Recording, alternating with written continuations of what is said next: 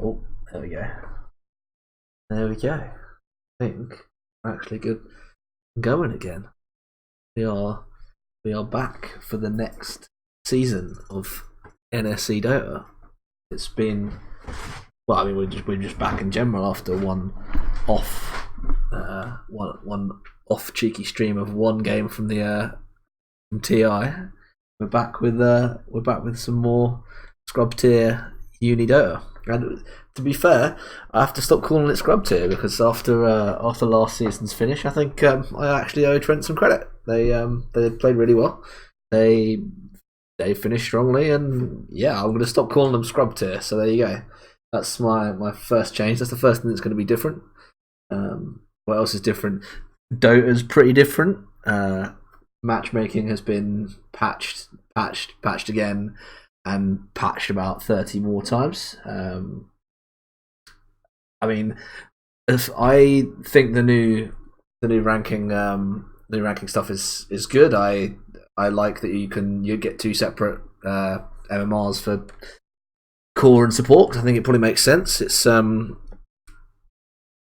overdue change. I think there's been so much hate for how the system's been like for a long time that I think something had to be done, and it's a nice change to see something actually. Well, I think improve the way it's worked. So I'll say that's definitely a good thing. The whole immortal players only queue with immortals and divines thing, that doesn't affect me because I'm a long way from immortal or divine, so don't worry about that. That's not going to be a problem. That's not going to affect us down here in well, I was legend, but let's say it's probably going to end up in Archon, or if I'm really unlucky, Crusader. But I'll get there again. It'll take me some time, but I will get there again. We'll get back to a point where we can we can not be horrifyingly ashamed of what our rank is, especially when I see some of the ranks around me and people are a bit higher than they used to be, and just hurts a little bit. But I will ascend back to that point. What else do we have to be excited about? We've got Outlanders coming eventually. We've got two new heroes. I personally am more excited for one than the other. Void Spirit, I can take it or leave it. I think I suppose it will depend on what his abilities are, but I'm not crazy excited about it. But Cookie Grandma and her hot spitting lizard, that speaks to me on a level. That lizard's his little face, I'm gonna be playing the shit out of that. I can't not.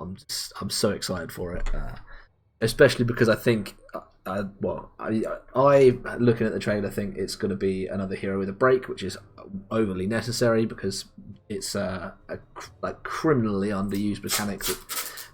Well, I mean, the problem is you look at the heroes that need to be broken, or the heroes that it's particularly good against, and you think there's only like 3 or 4 solutions. What sources of break do you actually have in the game now? You've got Silver's Edge, which is you're committing several thousand gold for that. You've got Viper's W, which you can't specifically pick. You can't specifically pick a hero just to counter a whole team.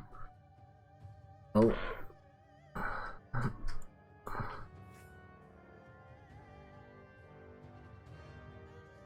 There's an issue with our seeding. Okay. Oh yeah.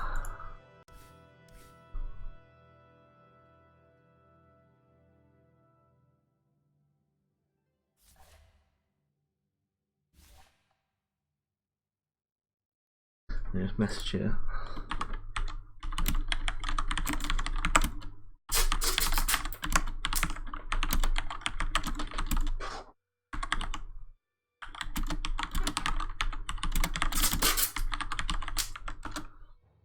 It doesn't actually surprise me that there's a delay with the seeding, just because I know that they had some teams that didn't get a seed at all, so it may well be that may well be that Trent have a seed and the other team don't, which could well cause a problem. I also know that obviously they were seeded a lot lower than they were last year, and then they're now a lot higher seeded because of their good performance. Also, I have to say thank you to a couple of people because I've got a couple more follows in the little feed. So we've got TBD. Hannah Sakura has followed whilst I've been offline. We've got Barefoot Gamer who's followed whilst I've been offline. We have, I'm guessing that's supposed to say Peter, but it's got a P, it's P8E3T9er, but I'm just going to call that one Peter. So thank you for the follow, guys. I appreciate that. I've also got the other Peter, the big Peter, Gimme the Loot 67 with his 6 month, is it 6 month? 6 month resub, so I massively appreciate that. I'm not sure why it's not showing your name because you should be up there, but yeah, I appreciate that, so thank you. Yeah, and also anyone who watches, I want to say thank you because I know DreamHack is on, or Dream League is on, and if you're not watching that and deciding to watch this instead, that is very good of you. Thank you for doing that. Right, so let's see if we can find. Oh yeah, so the last patch was pretty standard. We're not gonna worry too much about that. Just waiting for Trent to get into the lobby now, just because I say they're having a couple of seeding issues. But we will get a game eventually. What else do I have to mention?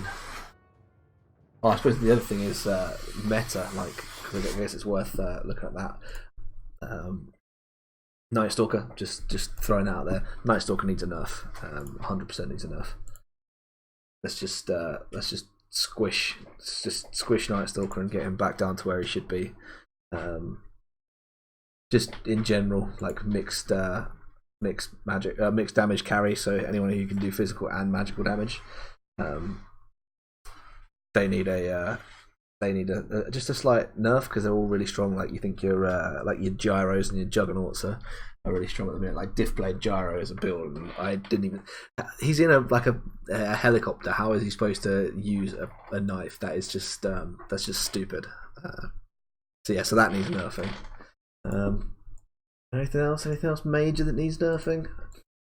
I don't think so. I think that's probably covered it. Just mixed damage carries and. Rubik.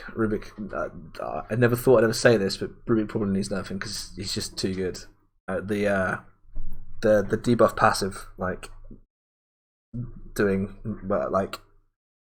making the stuns uber long and making his Fade Bolt do so much damage, probably needs a nerf. I appreciate that the whole point is that he's supposed to be super good at magic, and it kind of does kind of makes sense, but at the same time, like there's too far, and that's probably too far. I also have to give Dobby a little shout out because she's reposted my stream link on Facebook, so thank you, Dobby. That's alright. Oh yeah, thank you, Dobby. Don't know why I'm saying it towards the microphone. You're behind me, so but you can say it that way, and then you'll hear it over there. But yeah, thank you, Dobby. That is how sound works.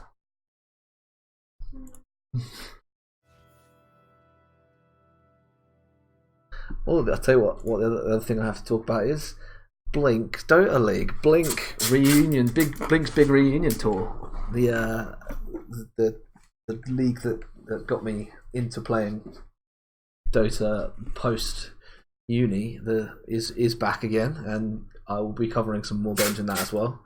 I didn't cover the week one because all the games were scheduled for Thursday because again they had seeding issues. I think with it being so close to a re-rank. Oh, we've got Pedro has resubbed again. That's 7 months. Thank you, Pedro. So that should let's put you back in the sub club text. That is much better. Thank you very much, Peter. I appreciate that. Anyway, lobby is just being thrown up now. But yeah. Blink Dota League is back, so we're going to be covering some more of that. So we're going to have 2 games a week. I also know that the CS:GO team has been very keen to to get some games covered too. They used to play on Tuesday nights, which would have been much more convenient. They now play Sunday nights, so they've switched from playing in the Newell to the NSE leagues, which does mean that they're on the same night as the Dota team. But if once the Dota team's out, or once the CS:GO League 3, or whichever way around, if there's a chance, then I'll be covering both if possible, and if not, then I'll cover one or the other.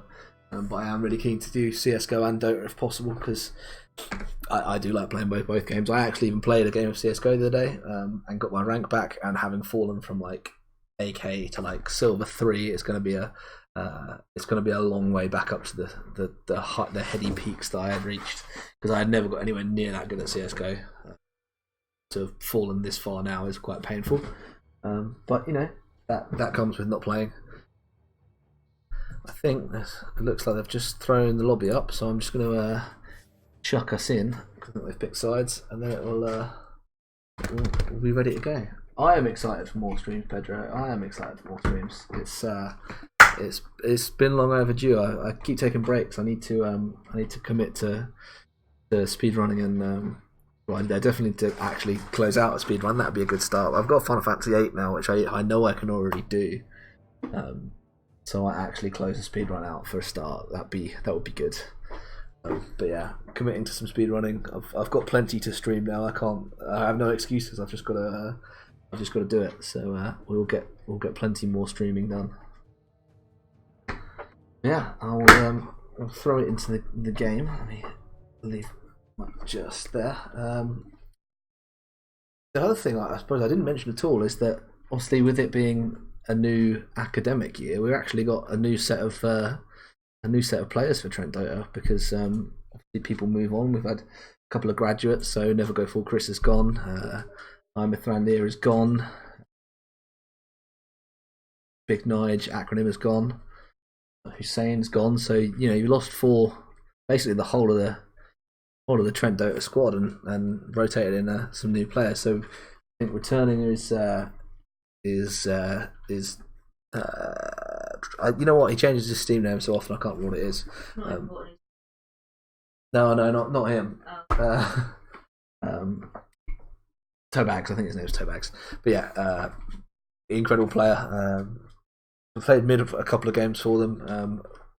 We commented on how crazy some of his Drow games were, where he just looked like he was in so much danger and then somehow just survived every fight. But yeah, he's going to be a big add-on. I'm guessing he's playing mid, but I don't really know, because I don't know what the other players play. So he's coming back to play for Trent Dota. You have the returning 7734, is Anthony. Yeah, there you go. That's the noise I was expecting. So he's now in his final year, so he's the only constant playing member so far. The only person who's still there from when I was there. And then we have 3 more players. So we have Fingerly we have Pamanveer, and we have Back in the 6. So I haven't seen any of these guys play. I have no idea where they even play. So all I really know is that we've got 7734 on the 5, and then the rest is news. I'm pretty sure. The problem is I've seen I'm in the Discord with them, so I've seen their Discord names. So I know what they are, but I have no idea what their in-game names are, because I've not actually played any games with them. So I've seen a big old list of all of the heroes that one of them's going to play, or one of them plays regularly. No idea who it is. So haven't got a clue. Haven't got a clue what heroes to suggest they might pick out as a comfort thing. Come on, Cardiff. Oh, Steve, that's not very nice. You really don't want Trent to win? Yeah, I shouldn't be biased. I talked about Nightstalker needing a nerf, and there we go. He's already first banned out. I'm surprised at the Cottle ban, because I don't think Cottle's that strong. I think most people would probably consider him not that great. I personally don't like Invoker. No Ricky. Is this People know that sentries are a thing, right? You don't have to be worried about Ricky. I suppose as support in the late game, you don't want to have to be carrying a gem around to deal with a Ricky, but it's a ban, Ricky. On Cardiff to win, my surrogate home city. Yeah, that's fair enough, I suppose. I say all of that about like Nottingham. I say I support Trent. I cover Trent. I vaguely support them, I guess, because they were my uni. So I do want them to win. So I can kind of understand to wanting Cardiff to win.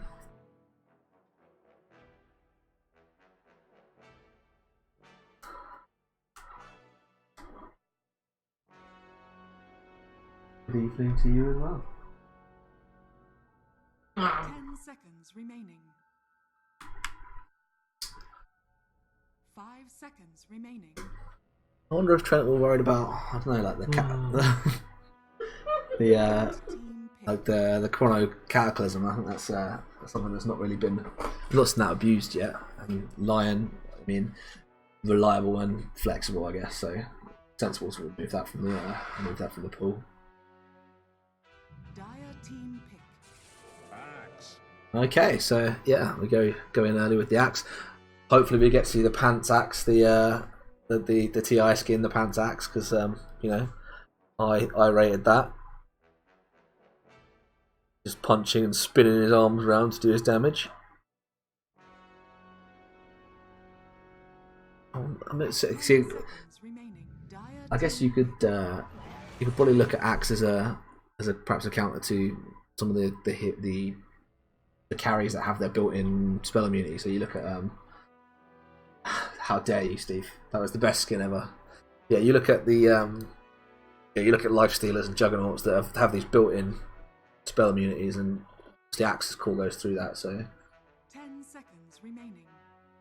you can help try and lock down those heroes. And again, Life Stealer not great against the Axe. You kind of want to get attacked with the Axe.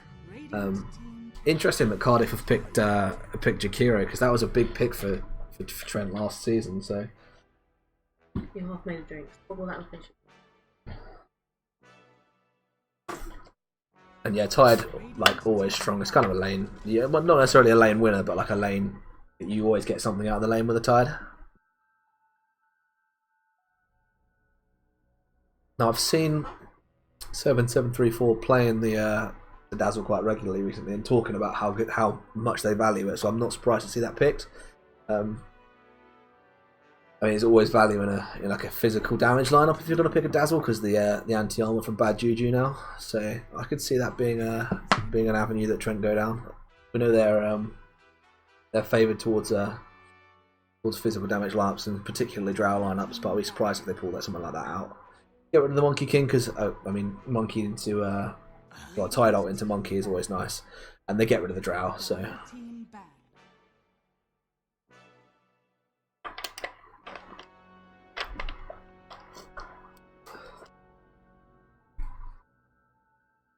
So no Drow, no Ursa. So yeah, they are worried about the axe. I mean, I think with a Dazzle and an axe, you're not really that. Are you that worried about an Ursa? I appreciate he's got the damage reduction but you're going to be hitting into him really quickly. You're going to be spinning at him. I don't think Ursa needs to be. I don't think an axe needs to be that worried about an Ursa. You blade mail and he pops. So interesting man, that one, I think. And getting rid of the cheese there, so no Dazzle Huskar.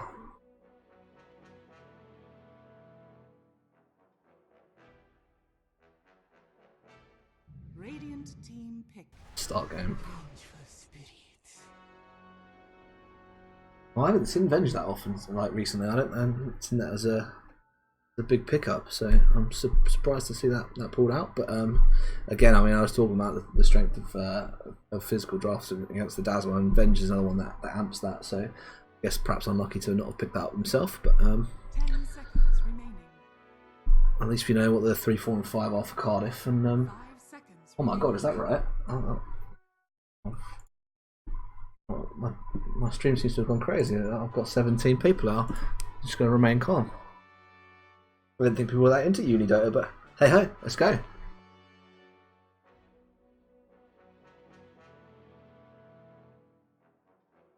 think they'll take a little more time on this one. I think perhaps deciding what they're going to lock into. We've seen a lot of clockwork played by Trent. I know, as I said earlier, their previous clockwork player. We used to joke about that he was a divine clockwork player trapped in a herald Dota player's body. but yeah, I mean, it's a solid pickup. You get a lot of lockdown for him. It requires the purchase of BKBs and 4 staffs. I mean, I know you've got the swap to try and save people, and I know that Tide isn't really bothered about being trapped in cogs because at the end of the day, he can purge off stuff if he needs to. But yeah, I think that's a good pickup. I said about mixed damage carries being strong. I haven't seen any of them banned out, or any particularly good ones banned out. So I mean, the Monkey King has gone to, I think, perhaps as part of the Tide ult and Monkey ult being a nice little combo. But I would not be surprised to see either Gyro picked up or Lifestealer picked up, or just someone who gives you that little combo. I'm trying to think who else is particularly strong. I mean, I've seen a lot of Lycan. Lycan's been played, and when you've got the Jakiro as well, you've got the Venge buff. You know you're gonna be able to de-push with the Jakiro as well as push. Like, I could see that being a pickup. I could see Lycan being the choice. So we'll see what Cardiff go for. It was short-lived.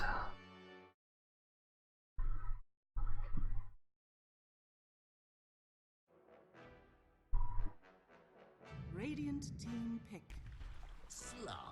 Yeah, I mean, that's another mixed damage carry, and not only that, I mean, I know you don't want to be dealing with the spin, but the ability steal from, also the stat steal from Slark, giving him the agi, it's a nice way to deal with the axe. And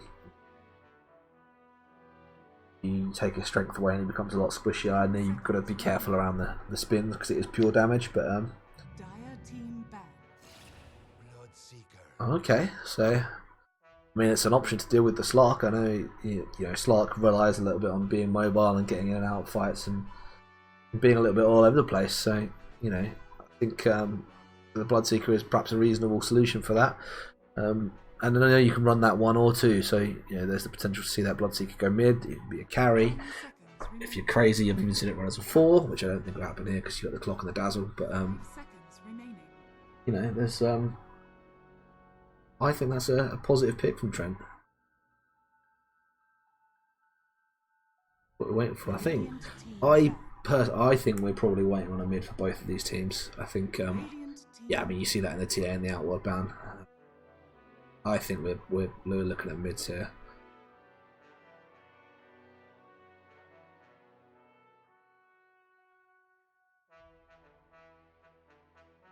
I mean, I wouldn't know who to suggest here. I mean, you don't really want to pick anyone too tanky because the Slark's just going to steal their stats. Kind of lacking a little bit of damage, so. Right, okay. I mean, it's.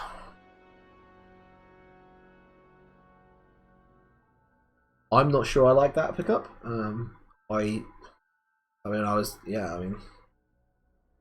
of repeating myself. I'm very lost there. I was expecting. I know it's a lot of magical damage. I was perhaps expecting a bit more physical damage for someone. I was perhaps considered seeing them to put the Bloodseeker mid and trying to go for more DPS and out of a carry. But well, I mean, they can certainly push. Choose your hero. Hello. So the pub Scourge and in his UK uniform, Pudge coming in. I'll be interested to see where that Pudge is going to go. Is that going to be a mid Pudge then? I know that's kind of been around, but that's not one I was. That's not one I was expecting either. I said we were looking for mids here, but those aren't the mids I thought we'd be looking at. I mean, I'm guessing it's going to be a mid Pudge. I don't really. What else are you going to run?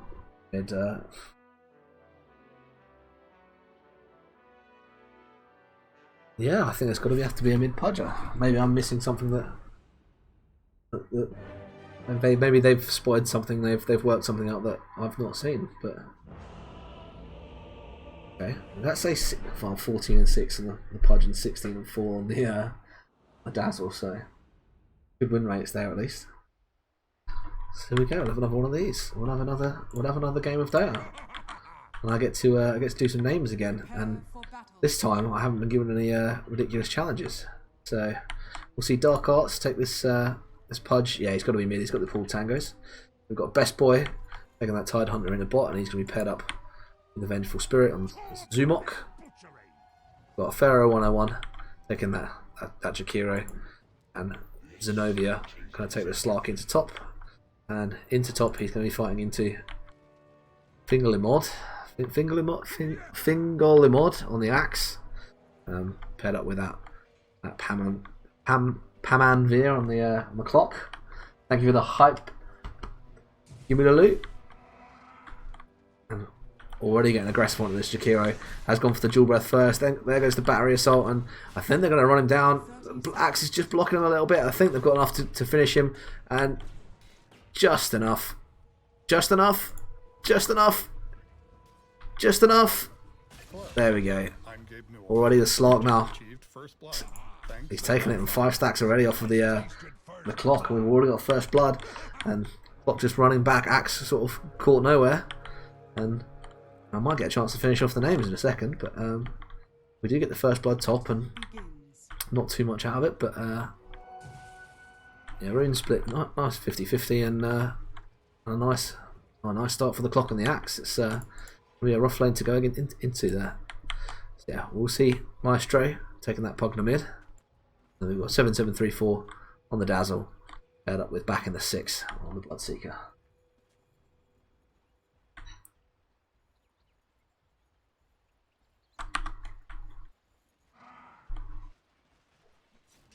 Axe already having to take that battle hunger to get that kill early. I guess because the Jakiro is probably not going to be attacking him, so it does make his level 1 a little more difficult. But you know, I think the Axe clock lane can do work against the Slark early. I know that Slark's lane presence. I mean, you look at his health regen. I know he's got a tango on at the minute, but so that's the problem with not having spin early. If they go on you and with the magic damage from the Jakiro, that's going to be could go either way. If one of the Cardiff players gets caught out there by the Axe and the clock, they're in trouble. But I think lane wise, they're probably got to be careful of the magic damage output from the Jakiro. We'll see a Pugna Pudge, or just out of range there, but it does pick up that ward. Pugna Pudge match up in mid. This is definitely one to keep an eye on. I'll say the resurgence of mid Pudge is something that I never really saw coming, but yeah, why not? I mean, he's a popular hero at least. But that's being ethereal, that big problem for Pudge there, I guess, because of the magic damage from Rot. So Pugna an interesting pick up into it, but oh no, sorry, Pudge an interesting pick up into the Pugna, but we'll see how it goes. Already the Slark and Pudge clearly working, so they're off to just a little gradual, might last hit lead, but CS lead. And the thing about Pudge, I mean, people have been taking this to the flesh heap early because the health regen you get off of it now. The 6 health regen at the start of the game is nothing to better than a kick in the teeth, put it that way, because I mean, you think the Dragon Knight doesn't even get that much.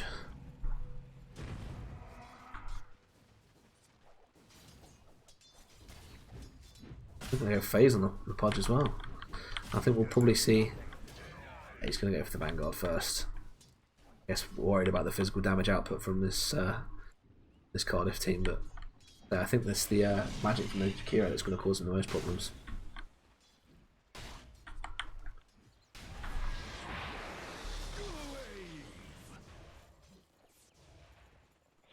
I don't think you want to be trading there, Venge. I think if you're one of the worst heroes to trade into is Dazzle, really, because you know, poison is horrible if it gets more than 1 stack on you, and the fact that it just keeps ticking over.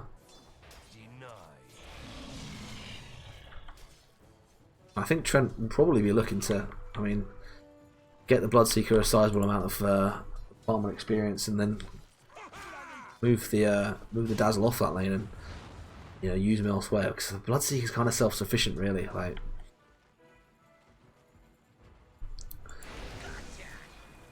we'll see a slight pounce on the clock as cogs him in. He's made a bold move and does get pushed back, and I don't think he's quite got the damage. There goes the Jakiro Axe going to run over to try and finish this Slark off. Slark does get the last hit onto the clockwork, and then immediately southed up by Jakiro, and Slark can go straight back to the farming. So that early kill perhaps being cancelled out there, and so Slark off to a nice start, and not something you want to say really.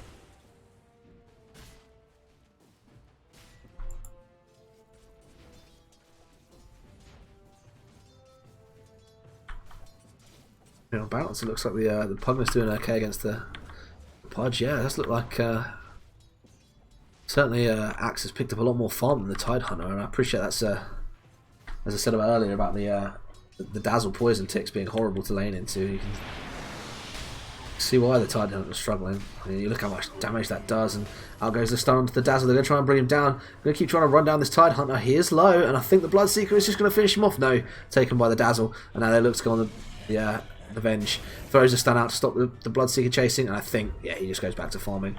Meanwhile, in top, Clock has pinned the Slark in a difficult position. There goes the Battle Hunger. He's going to try and go through the trees. There's the call, and Axe with the spin finishes the Slark off. Dire's top tower. And I said it was going to be a back and forth lane, this one, because you know the magic damage output from Jakiro is going to make it hard for the Axe. But okay. Yeah, the magic damage output from the Jakiro is always going to make it hard for the Axe, but if they get caught out of position, then yeah, it's a tough lane to survive in. And this Pugner is off to a fly already. Got the kill on the Pudge, and I mean, yeah, convincingly CS wise. So both to hit 6 now, and the fact that it's percentage based, the health removal means that the Pudge being tanky isn't that much of a problem for the Pugner. So we'll see how long that Pudge stays there. But goes the poison again with the Tidehunter, and Dazzle just going to try and trade here. Jakiro has come back down and going to chuck that fire out to push that Dazzle away and try and stop him from beating the shit out of his Tidehunter. And again, Clock seems to be catching the heroes out in top here, and now in trouble because the Slark's got the pounce off, and he's low. Does put the barrier assault to try and protect himself. The stun's coming out from the Venge. Got the call. Is going to spin. Is going to get finished off. The Axe and the Clockwork somehow makes it out.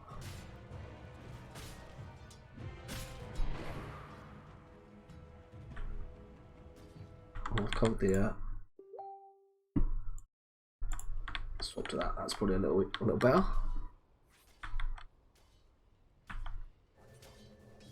So I'm very much surprised that the clock survives that, and Cardiff perhaps struggling a little bit. This Axe get off to a nice start. The Pugner's off to a nice start against the Pudge, and the Tide has been in lane and perhaps picked up more levels than you'd expect, but you know isn't getting the farm that he'd like. Convincingly out CS by the Axe, and I mean net worth wise, Trent top of the pile. So, and look how aggressive the Bloodseeker can be.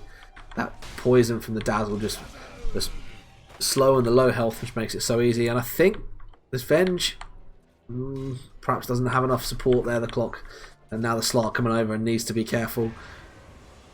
Yeah, I think you just push him away.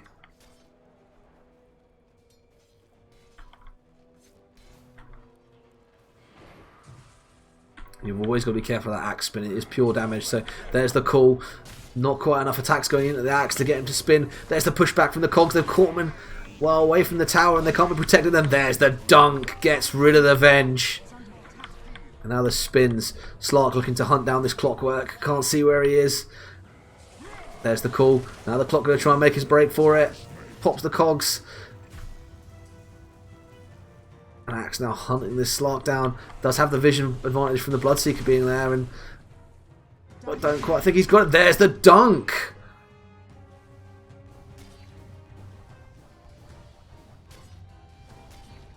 Dire's middle tower has fallen. Well, I mean, He was CSing alright. We're up to 2.5 net worth already up on the Trent side. And this Slark is not having the nicest of lanes. I mean Trent winning all over here really. I mean, lost the mid tower already. I appreciate it's into a Pugner, so you know you've always got that push. But he's going to come top, and they're going to try and make this even more difficult with the Slark. I think he's giving himself away there, and yeah, the Slark and the Venge can just back off, and up comes the Pudge. Going to try and look for the hook. There's the vision from the clock, and then they can just back away. Middle tower is under attack. Trent looking to press the issue a little bit. They're going to start blasting the tower. Hook comes out and it's missed. So another spot of bad luck for this Pudge, and they're going to rotate the Jakiro up. It's 4v3 here, and Trent probably need to back away. Hasted Pugner can't make the most of it, and yeah, we're now up to 4 heroes to top for Cardiff. They want to make something happen. They want to try and stop this Axe from giving their Slarks such a bad time, but it moved around well. Pudge has looped all the way around. There's the vision, and Jakiro and Pudge is going to run straight in with a dismember. Clock tries to cogs him out of it. Perfect ice path laid over. Archer's going to pounce over the top. Call is good, and Pugner is here. Start draining the health off. Clockwork is going to go down for it. Great wave from the Dazzle to get so much damage out, and now the Pugner are going to run forward. Doesn't quite have enough to finish off the Venge. Damage in, and the dunk goes out to clear the Pudge out. And the move speed now from that dunk now going to give him the chance to chase down this Venge. Does get the stun off to protect herself. Ethereal, and then drained off by the Pugner. And Thanks for playing Dota 2. it's a bad fight for Cardiff. They pick up 1 kill, and when they lose, Slark again being shut down.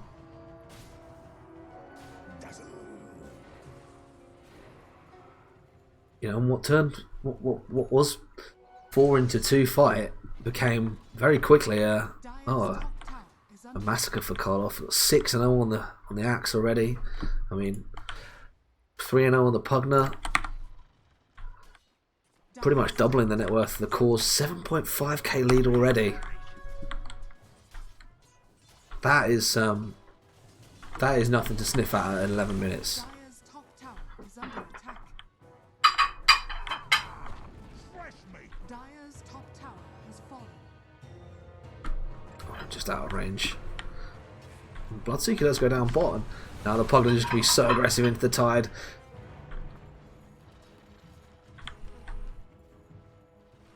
Dire's top tower. They have 3 here. I don't know if they realise they can go on this Pugner. He's a little far forward. Out comes the stun. I don't know if they've got the damage. There's the swap to try and pull him back into the range for the Pudge.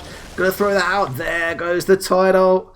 And the Pugner out of position does go down. But you've committed a tide ult. You've committed a swap. Well, 6-0 Pugner, I suppose you do want to bring down. But well, 3-0 Pugner you do want to bring down. But you need to make some space for this Slark. I mean, yeah, looking to go for the Diff Blade now. A lot of Slarks now, meta-wise, have moved away from the first item, Shadow Blade. But pretty much reduced to farming the jungle. Doesn't really have anywhere safe.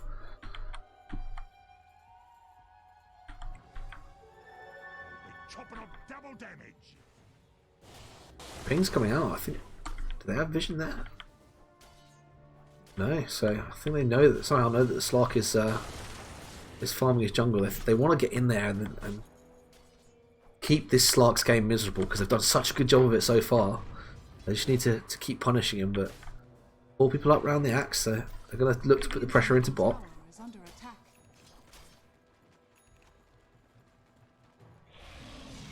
They know the tide ult's down, so they can really kind of just push this with impunity. You know, the Pugner can just blast this tower down with no problems, really. So much damage out of that Pugner blast. The Axe has been aggressive into the Pudge. The TP support is coming in. Don't know if they're going to have the chance to run him down, but in comes the Pugner. Moves so quickly. There's the Dazzle slow. Blink full by the Axe. Going to try and keep him under control. Pugner blast, and down he goes. That lens already on the Pugner doing so much work. Had so much time there to just keep draining the Pudge, and even the blink on the Axe. It just seems to be getting worse and worse for Cardiff here. Dire's middle tower. See a little dip there in the net worth as Cardiff got a bit of a chance to farm, but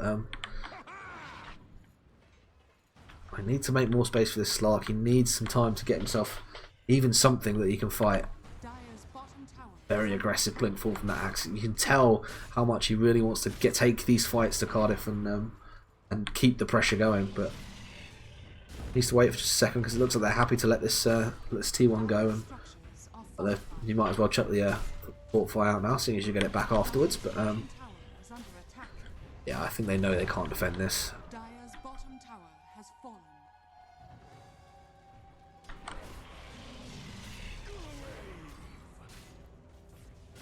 All of Trent's heroes are in the area. Going to use a half aggressive, half defensive fortify and try and get some more damage out onto this tower. The Pugner is slowly coming up, and it's sort of it's a 3v5 at the minute. There, happy to leave the Slark there. Another miss took by the Pudge. Is under attack. Radiant's top He's had some rough luck with those.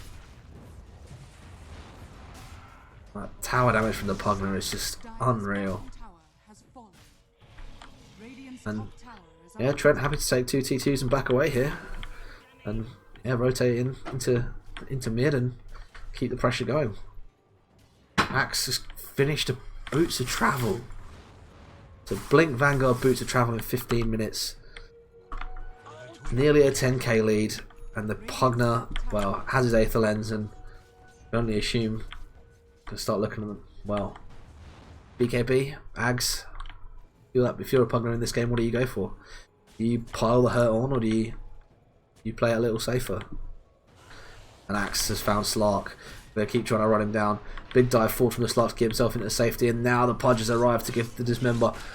Great hook forward from the Clock, and now he's caught the Pudge out of position. The Slark doesn't know what to do. He wants to go on the Dazzle, but the Dazzle's there. Just keep hitting this Pudge. Gonna run away. Perfect call by the Axe to make sure this Pudge stays here. Great stun out from the Venge. Gonna lay an ice path over the top and does keep this Clockwork away from his cause. The Pudge is trapped in the cogs, and now the Pugner is arriving. Get this magic damage out. Pudge is low. Gonna go down, doesn't deny himself, and a Dazzle wave finishes him off. Now the blast from the Pugner, gonna try and finish this Slark off. Another wave to keep the Pugner alive. Slark staying down and goes down again.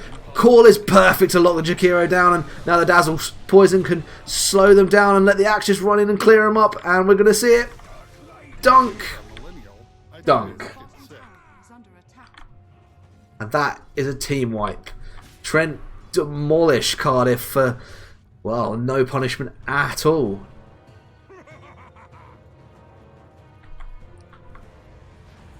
And how did the Clock stay alive in that fight?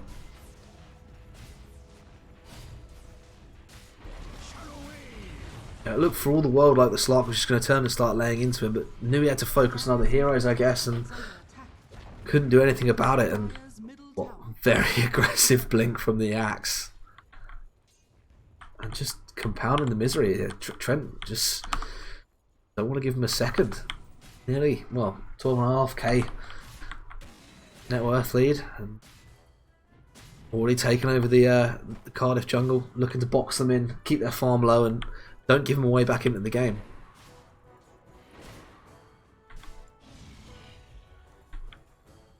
And then Cardiff try and make a play. It's the right choice. Go for the smoke, try and find a pick off, and well, if they're lucky, they might run into this Bloodseeker here. He is on his own. They must have seen him. I think he's just out of range. The Tide has spotted him, and it's too late. Your team's not close enough. They're going to try and run back over. Going to try and cut him off. Bloodseeker throws the silence out to keep the Tide off of him, and doesn't hit it, but makes it into the trees. And well, Cardiff give up their T2 for a failed smoke play. Has fallen. I was so close to picking that Bloodseeker off, just that tiny shred of vision away. And the smoke play gets them, well, Under attack. a ward.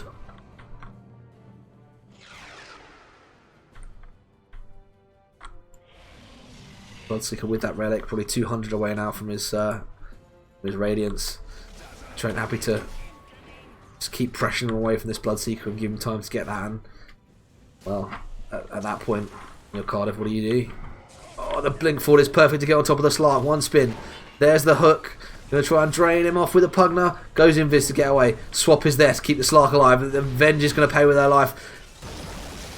Perfect Ravage clips 3.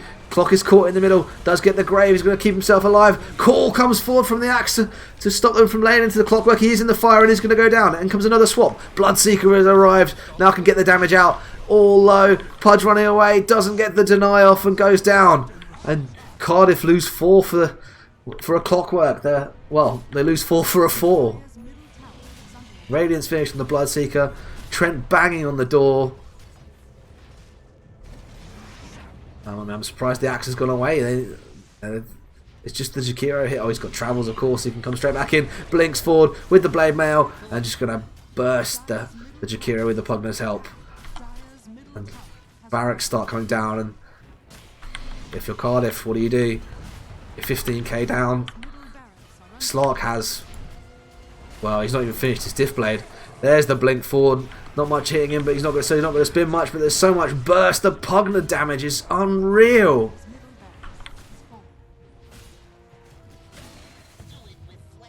Well, this Pudge's day just gets worse.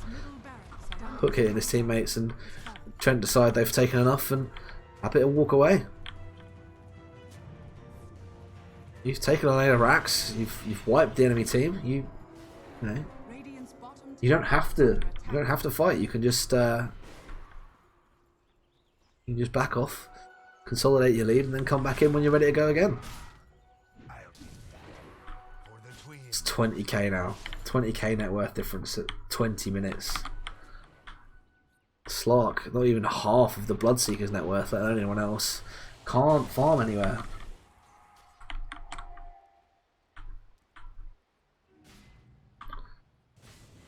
Yeah, 99% win probability. They just didn't find enough space for this Slark. He had his lane ruined by the axe, and then as soon as the Pugner was online, he just had enough burst to deal with him. Couldn't keep himself alive in the fights, and is 25 gold off of the diff blade. But how much difference is diff blade going to make? Doesn't want to get caught out by the axe here, and he just walks straight into it. There's the blade mail. There's the spins. There's the dunk, and the axe just solos the Slark, and he's got that diff blade now, but what difference does it make? Axe just running riot. You can't go in your own jungle like that.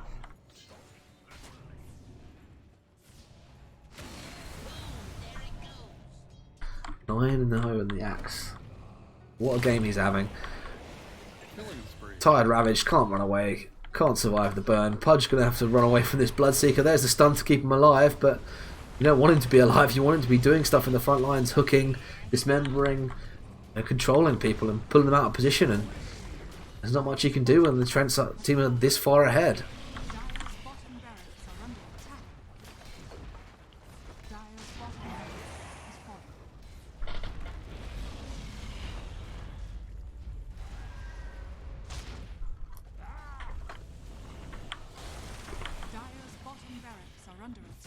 Slark not even trying to fight here, knows he can't really do very much and just pushes the mid-wave away. 2 lanes of racks now down for Cardiff. They're in real trouble.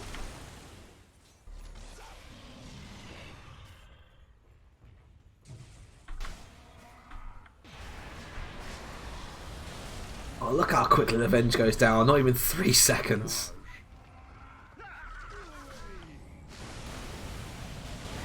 Pugner's so aggressive, the Pudge hooks the illusion. Ravage hits everyone, but they do have enough to bring the clockwork down. Now they're going to look to turn it to this Pugner. He's going to stay alive. Bloodseeker with so many lowers just running all over the place. Has so much damage, and now they take the tower down, and that Pugner lives. He lives on about 200 health, and the GG gets called.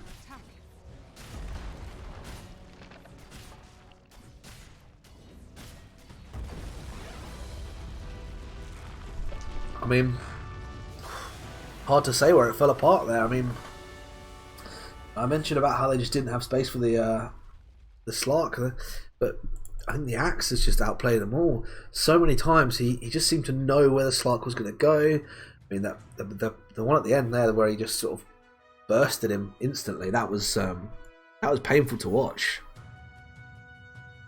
Or does that say Trent Thunder Red? Is that the team's name now? Trent Thunder Red. Okay, that's a bit different. But But yeah, I mean that was brutal. I'll get back to it. Yeah. I know that's my last game. There we go. I mean, yeah, 10-0 on the Axe, 9-1 on the Pugner. I mean, you look at the farm on the cores on Cardiff, and you say, well, where do they, where's their damage coming from? They must have had Seb on Axe. I mean, that's probably one of the best Axe games I've seen in a long time.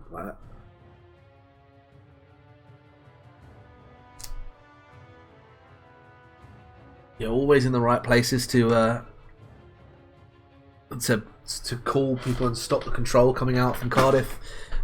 Made sure that everyone who could get dunked did get dunked, and yeah, just kept the game swinging in Trent's favour. And I mean, not to take away from any of the other. I mean, 8-1 on a Dazzle. That's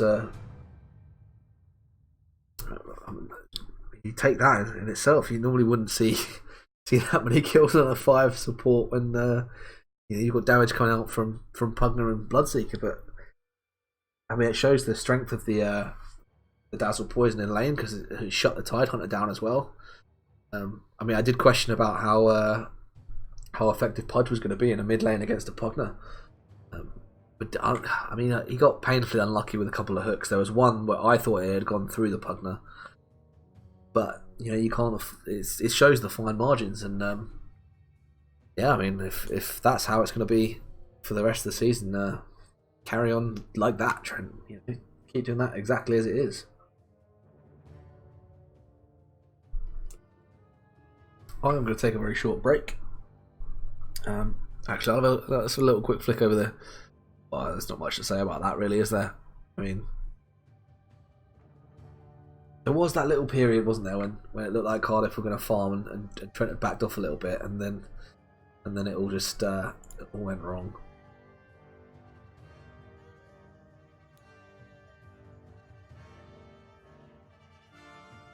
Yeah, I'm going to take a slight break. We do have a game 2, so Trent are playing 2 best of 1s tonight. As far as I'm aware, I'm assuming they're playing 2 best of 1s. So we will have another game. I'm not sure how long it will be, because obviously they'll have to wait on other games in the tournament finishing up before they know who their next game will be. But I will be back in 5-10 minutes anyway. Well, let's call it 5 minutes. I'll be back in 5 minutes, and we'll have another little look over that game, and I'll see if I can. I should be able to get the replay, I think. See if I can pick out perhaps where Cardiff went wrong. I'll catch you guys in 5.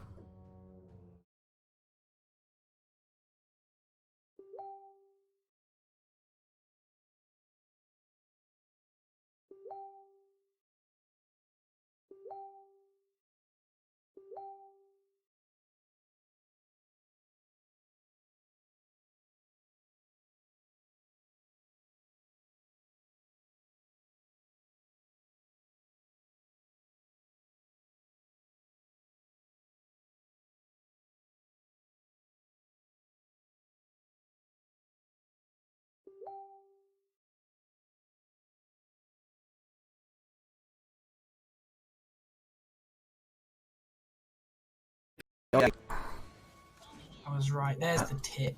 Perfect. BM. Oh, and the trolls, they've lured them out. They have lured them out. Let's see if they go in.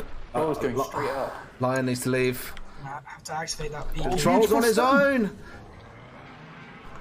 He's going to die to the imprisonment. He's dead. No, he's Oh, not. no. Okay. He managed to put Hammer the gets BKB dropped. in. Out goes the bounty hunter. Now they're going to start laying into this center. Are we going to see Don't an know egg if the here? damage is there. The troll comes back on half life. Egg comes out, but he's going to go down. On its own, yeah. Great double shackle, but not enough damage. And the egg does go down. Imprisoned, and the disarmed Outworld does get rooted. Oh, not quite. And Trent just don't quite finish the job anywhere. And I actually think that's a misplay from the Outworld that's caused that, because they had separated the troll from the fight, because the lion had sort of baited the Enigma, both chasing those blinks just behind them, both supports on the Trent side. Just behind.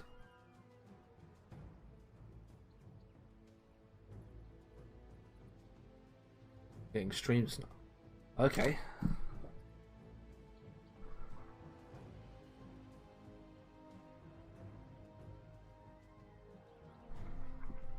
If they placed it 40 seconds ago, they are aware it's a 2-minute delay, right?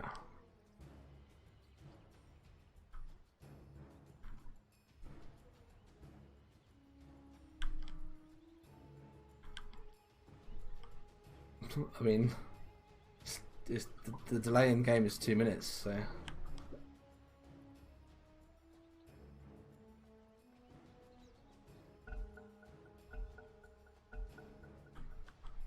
They've got the Ursa into the pit. The Lich is standing really aggressively to try and keep him out of it, pinging it out. Yeah, I don't think they're going to be quick enough here.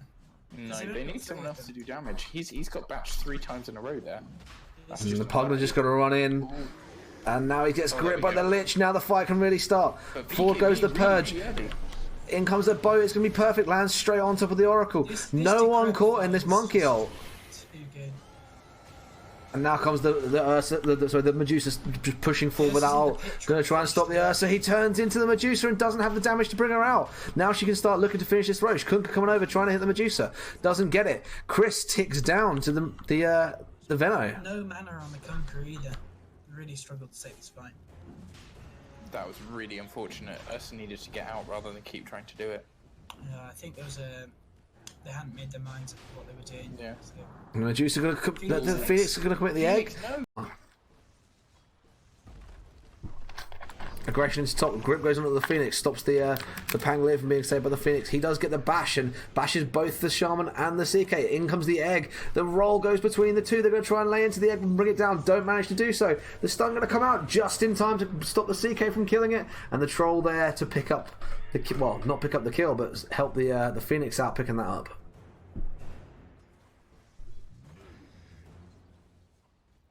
Oh yeah, there you go. I was right. There's the tip. Perfect. Oh, and the trolls, they've lured them out. They have lured them out. Let's see if they go in. Oh, it's going straight up. Lion needs to leave. I have to activate that beat. The troll's on his own. He's going to die to the imprisonment. He's dead. No, he's Oh not. no! Okay, he managed to put Hammer the gets BKB dropped. Out in. goes the bounty hunter. Now they're going to start laying into this center. Are we going to see Don't an know egg if the here? damage is there. The troll comes back on half life. Egg comes out, but he's going to go down. On its own. Hello, I am back. I'm going to get this replay and see if we can pick out some of the big plays. Certainly, there should be some to find from the axe. Because I definitely think there's a couple in there that are worth taking another look at. The other thing I will do is I'll try and explain how the bracket for NSE works, because I do actually have a copy of the bracket. Hello, Random Enigma 59. Oh no, don't know who that is.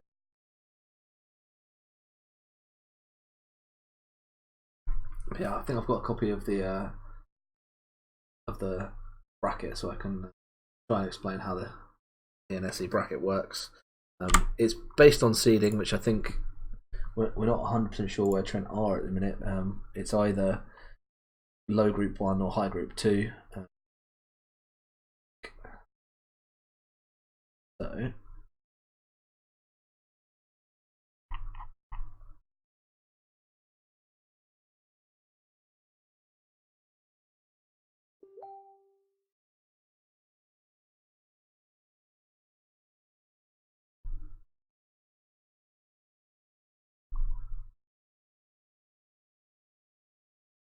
bracket on.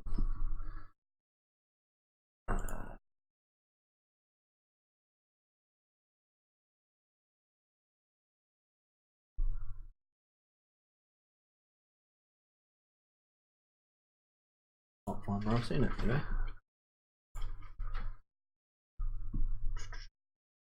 Here somewhere.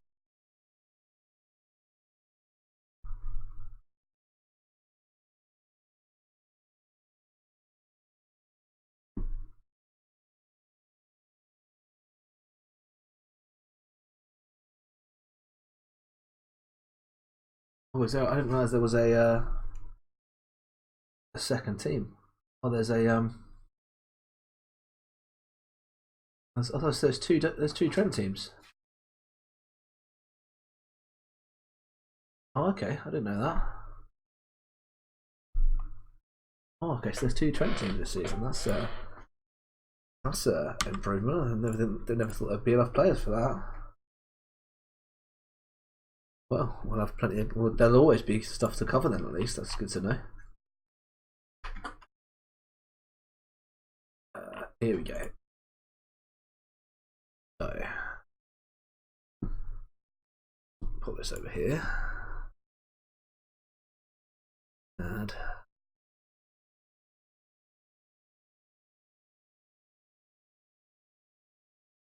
two this year. People on the second one didn't play because some people didn't turn up. Oh, okay. Well, that's not particularly. Why would you sign up for a game and then not play? That's just not cool. Oh, I've got another follower. I've got lolporn4. So thank you, lolporn4. I appreciate that. Thank you for the follow. So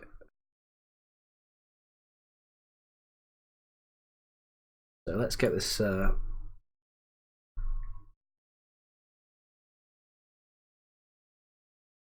Let's get this bracket up on screen. Here we go. Oh.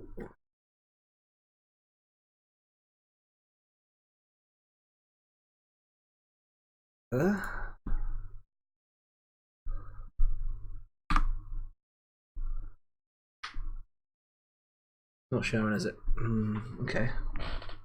Hasn't Chris graduated? Chris has graduated. Oh, because he's still got a uni email. He's still allowed to play, I think. Oh, right.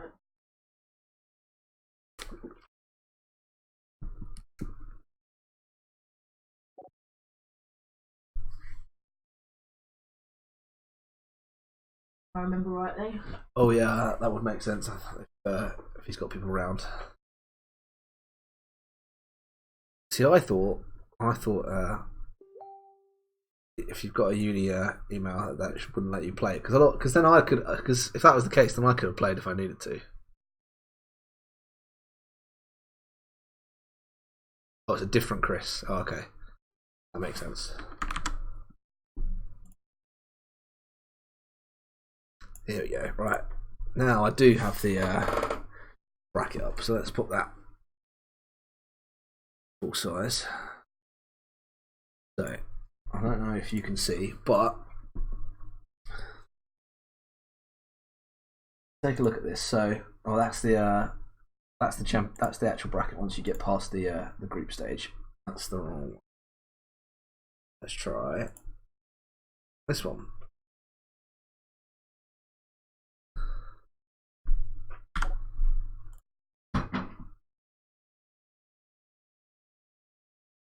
Here we go. Right.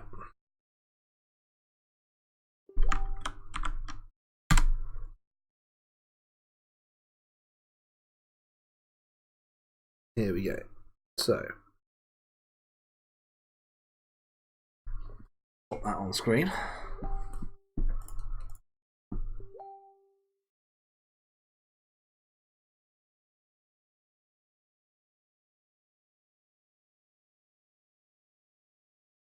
Mention what? Oh, a different. Oh, okay. I see where the confusion's come from. There's a different Chris on the second team, and I'm thinking it's Chris that played last year. Armour Burke. Right. More importantly, let's have a look at this the way this bracket is actually working. So, I don't know if you can see. There's three groups for the. There's three groups of seeding.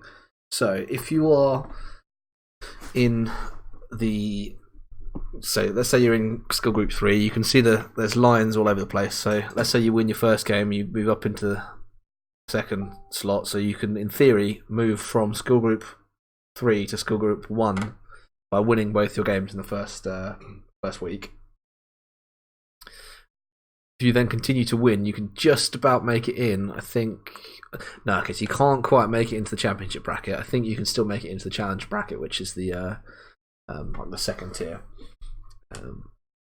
So I think Trent are in Skill Group 1, which means that provided they win at least, well, I think of the 6 games that they'll have in the first 3 weeks, provided they win 4 out of those 6, they're going to end up in the championship bracket. Oh, I think we're in 2 or 3. Okay. So for in Skill Group 2, they need to win.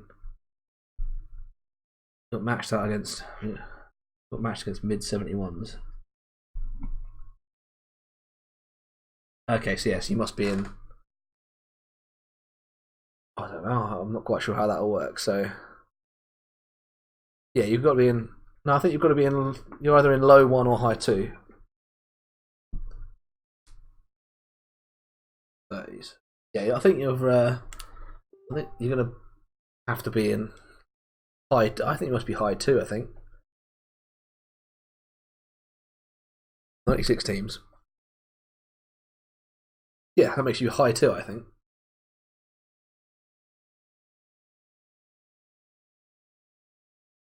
If it puts you in the high 2, then so you need, just looking at that bracket, so that has put you effectively in Skill Group 1 for the rest of the bracket. So Skill Group 1 as if you had lost the first game. So you're on even footing with the because we changed the name to use GameStop branding, the system died on us. Oh right, okay. So it doesn't treat you as the same team anymore. Bad reacts only. But I still think that means that you can make it into. I still think that means you can make it into the top bracket. Tournament page has some one name. Main page has one name. The tournament page has another name. We don't have a seat. Well then, all bets are off. I haven't got a clue.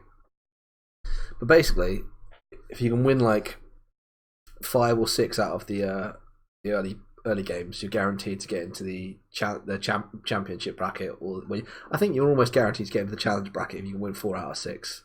Champion if you can win 6 out of 6. That's pretty much what it boils down to. So just win all the games. That's the solution. Just win them all.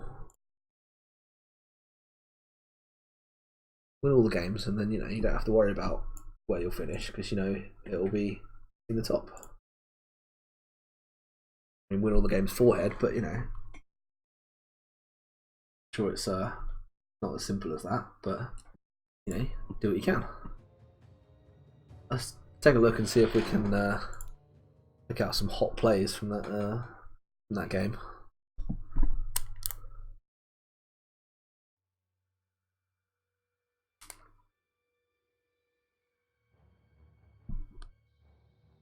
I think in particular we're going to end up watching the Axe. Radiant team ban. Dire team. Dire team. It's a 38-minute video and 10 minutes of it is drafting.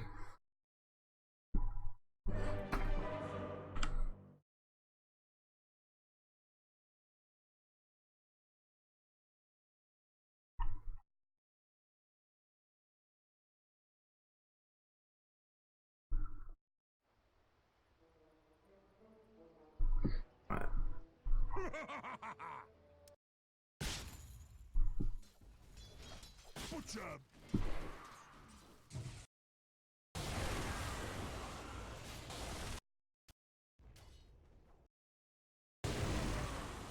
Let's have a proper go over that first blood if we can, because that was that came out of nowhere. Must have been about here we go. Hear it happening. First blood. Thanks and have fun.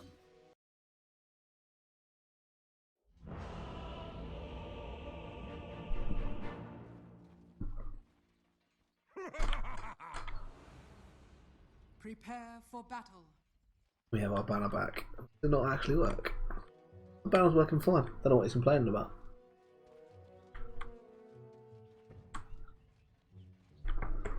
But I was surprised at how aggressive Trent went. Certainly in the first, well, get the first blood the way they did, and then to boss the top lane. Because I kept saying about how the magic damage output from Jakiro should pin the axe down, but it didn't seem like they had enough. And then as soon as they get caught out of position, the axe clock combo can really run them down. Like,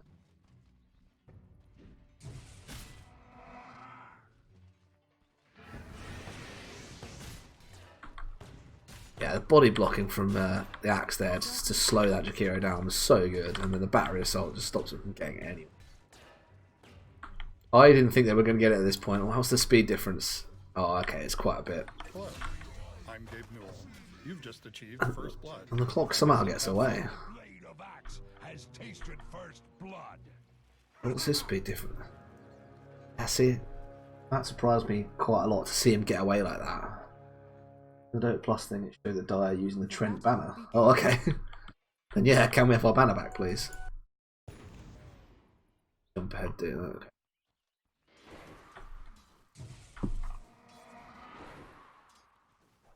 Fine, I'd like to get back to probably about there.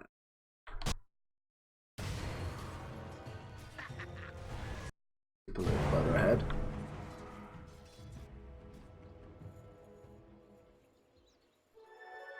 Chopping up double damage.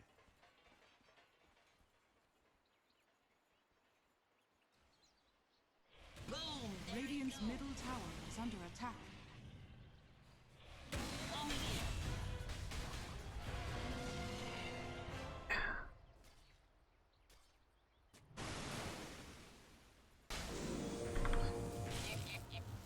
See, I think there was a real serious lack of mobility on the Cardiff side. Like they couldn't get into the fights they needed to. I'm an idiot. I used to be able to watch highlights button, but never mind. But I think Cardiff's real problem was not having the mobility to get into fights. Now they had the swap to try and save people. Problem is that you then immediately lose the Venge, and really I appreciate you've got Dismember is a long single target stun. It's one person only, and it commits your pudge. Ravage, you don't want to be committing that for a simple stun. Ice Path is unreliable, which means if you're going to swap your Venge into a fight, you've lost all your lockdown, and you can't really afford to do that when the other team is so. I mean, the move speed. You know the Bloodseeker's going to be running around loads because he's got so much speed. The Axe Dunk gives you a chance to move around. You know the clock's going to be in and out of fights. You can't give that away. You can't give that advantage away. So I think they were always at a problem. I was concerned about where the damage was coming from on both sides, and I mean, Trent clearly had enough damage. The burst from the Pugner was a lot more than I expected.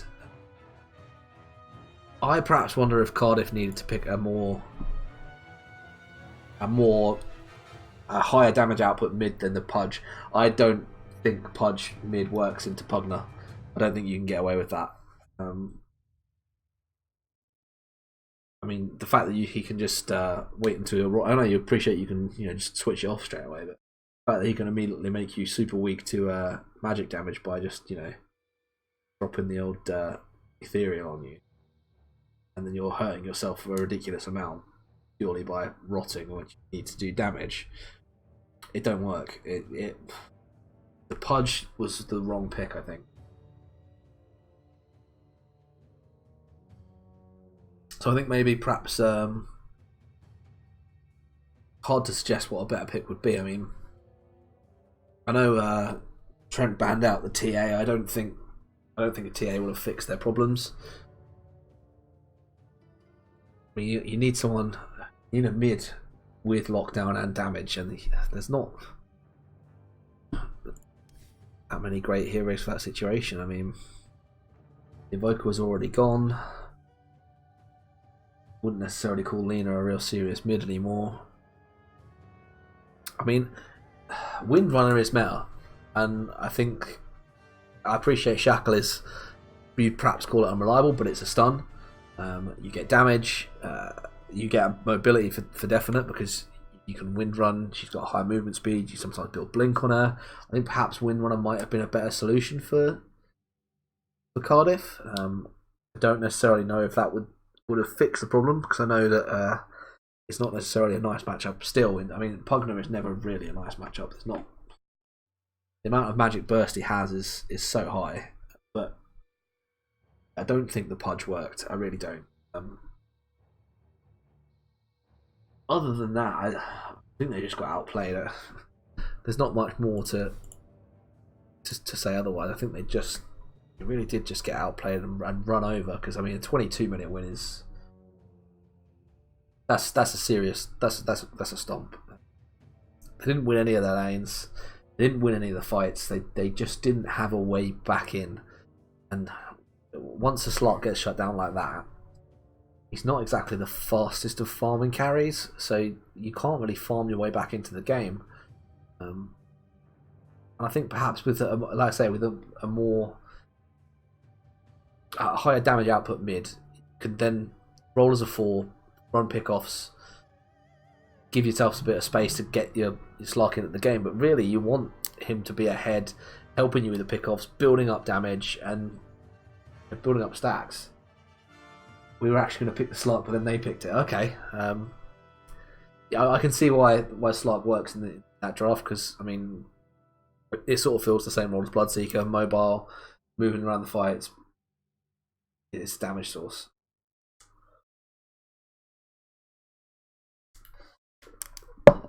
Don't necessarily think the Slark was the bad pick. Like I say, I'm quite all in on the Pudge mid being a bad choice, but that's, I guess, hindsight is 2020, isn't it?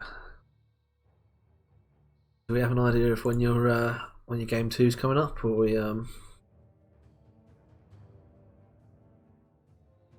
you say you know the two teams that are playing that you've got to wait on, so it's just a case of waiting for that game to finish, isn't it? So look on the old NSE website and see if we can do a little bit of scouting on the team that's coming up. Oxford versus Lancaster. I have a sneaking suspicion I've watched a Lancaster game last season.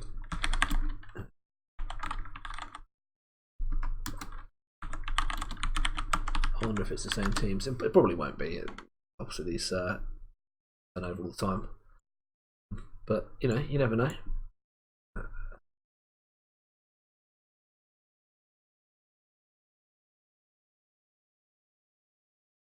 A winner championships. Participants.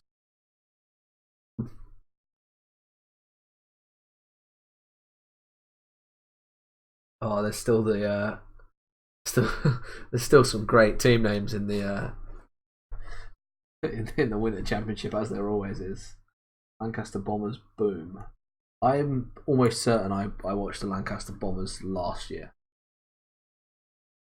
Yeah, we've still got some great team names, and I mean Sweaty and Ketty are back, who I covered last year. There's a team Boris.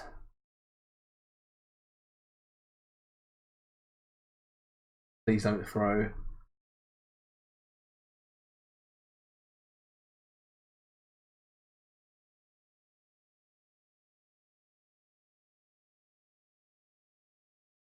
Team Minority Report.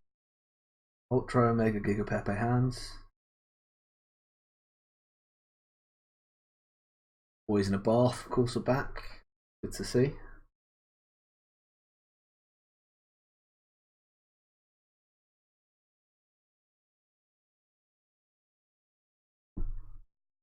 And the Swansea Clarity Charity are also back. So yeah, I mean Sweaty and Ketty is always going to be right up there as ridiculous team names. Look, let's scope out the old second team.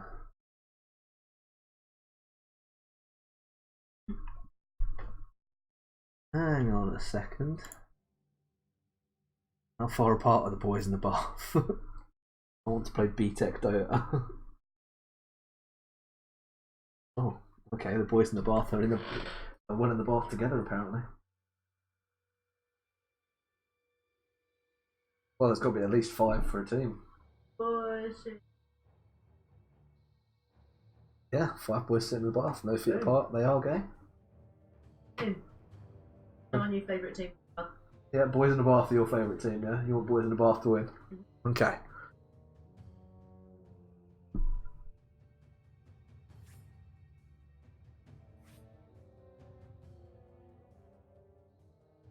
I'm correct in thinking that I actually know James Whitmore. I think if it's the same one I'm thinking of, he played in the team in my second year, so he must be a third year now. But yeah, that's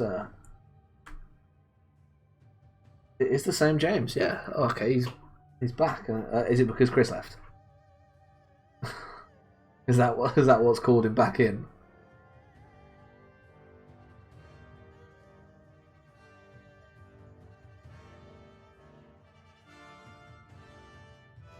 Okay, he's the captain of the second team. That's fair enough. I mean, he was a decent enough player. Yeah, well, so I have to get him. On the stream if you guys aren't around, because I'll say I'll cover plenty of Dota. If I'm not covering CS:GO, of course. Well, I mean the other way around, because Dota comes first, the CS:GO comes second. That way around.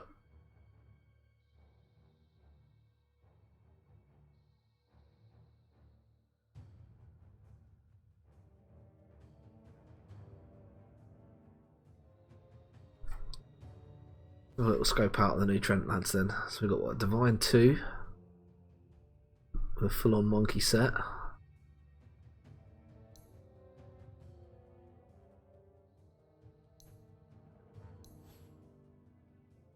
Or Divine 1 was a Divine 2.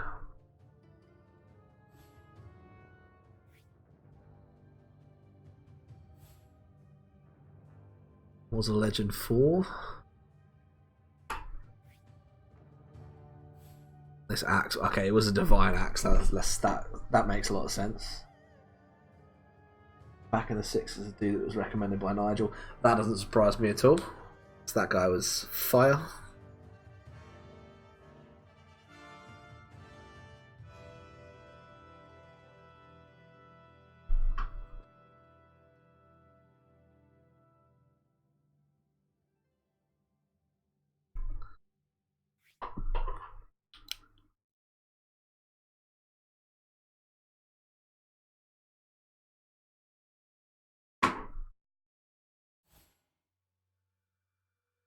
They'll played a couple of games.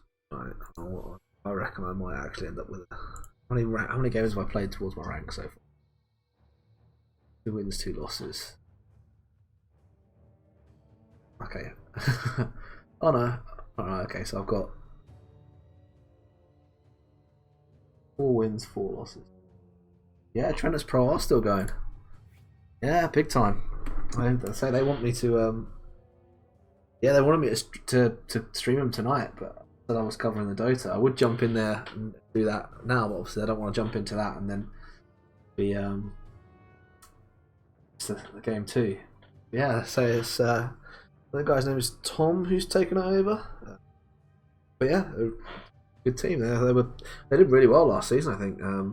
I covered a couple of their games. In fact, we even did a silly muck about because they were. It's like 3 of the players of Global Elite, and I just thought, while I'm on the stream, we're waiting for their second game. We'll have a little 1v1. We'll see how far apart I am from the real serious CS:GO players. I am a long way away from the real serious CS:GO players. I'm a long way down. I thought I was all right, but apparently I'm not. You're right there. Right, I'm going to take another 5 minutes just while we're waiting for the next game to come up. But I'll be back very short. Shout out to the original Trenters Pro with me and Stu being both being silver. Hey, in my defence, I was joking when I said that we should eco the second round after we won the first. It's not my fault everyone followed me. And to be fair, Conrad was also silver. And he didn't even buy armour. So, you know, I'm not the bad guy in that situation. Right, I'm going to take another 5 minutes, guys, while we wait for the next game to be up. And I'll be back very shortly.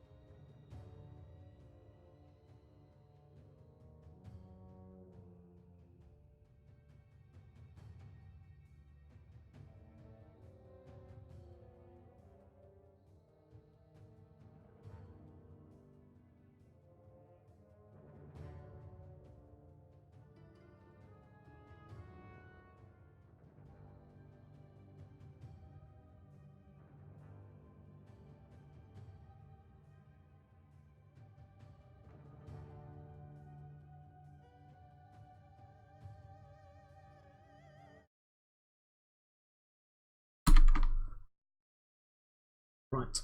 What is the score? Are we back? No, we are not. We still do not have a game. What a sad time. Do we have an idea of how long we're going to be? Does anyone, I would say, does anyone know Oxford or Lancaster? But I suppose we probably don't. I can track down some of their players. And, oh, setting the lobby up now. Oh, look at that. How's that for timing? And who do we have? Do we have Oxford or do we have Lancaster?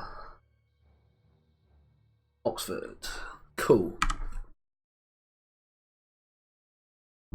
Let's look.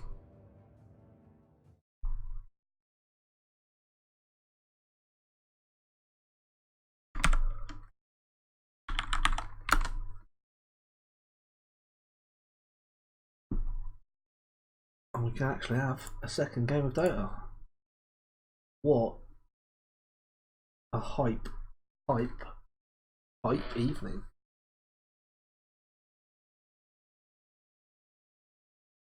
It's normally useful if the first game is a nice long one and the second game is short, because then you get a serious game of Dota and then you get your like your stomp. You get a little of both.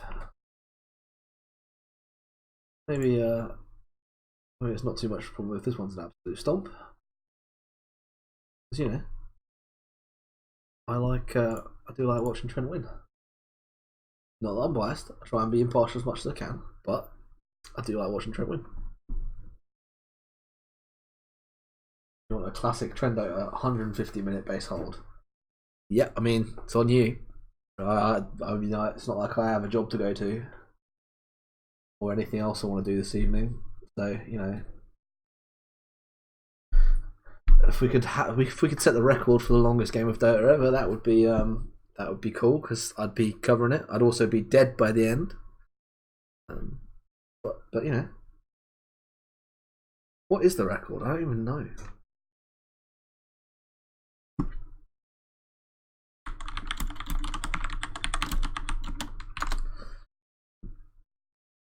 Half 9 versus Scary Face Zombies currently holds the record as the longest game of professional Dota 2.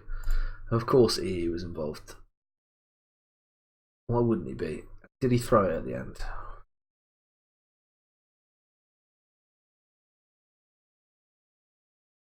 $173 kills. Game was so long, Arc was bugged out and half the heroes looked like they were on fire.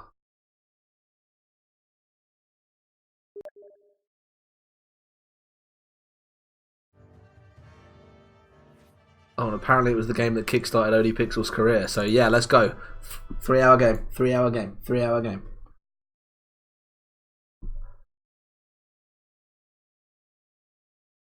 Yeah, this was the one that 3 hours and 20 200 minutes. Yeah, 3 hours and 20 minutes.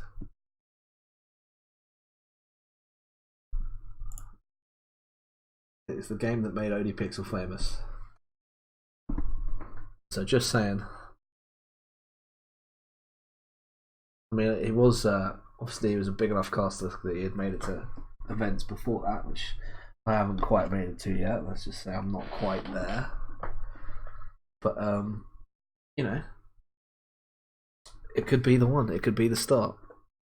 The start of something beautiful. I could quit my job and do streaming full time, make hella money, and then get to go to Dota events. Then get scrutinised by the Chinese government, and then everything would fall apart. Buy Dobby a puppy. I would buy Dobby a puppy. Get good Dota scrubs. What a puppy. Well, it's not them who needs to get good, it's me who needs to get more people watching. Well, if they had long, decent games, I'd watch. You can't fault them, they won. Bath Boys. So you want Trent versus Boys in the Bath? Yeah. If we get Trent versus Boys in the Bath this season, I'm going to be excited. That would be the one.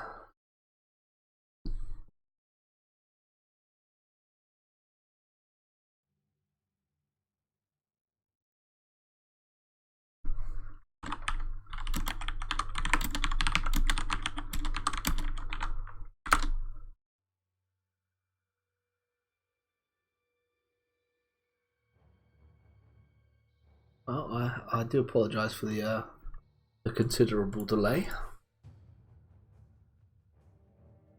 I appreciate anyone who has stuck around. I just opened up the Nottingham chat, so I'm not showing off the access to all the lobby details, and just having a look. There's a guy in the Nottingham Dota chat whose username is literally just "I shit my pants all the time."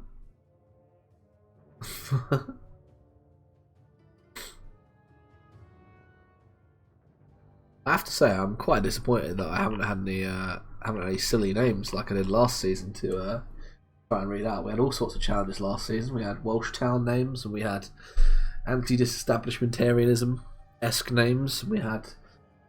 It was enough to make that put people who are that really long word that means people who are scared of really long words. It would scare one of them.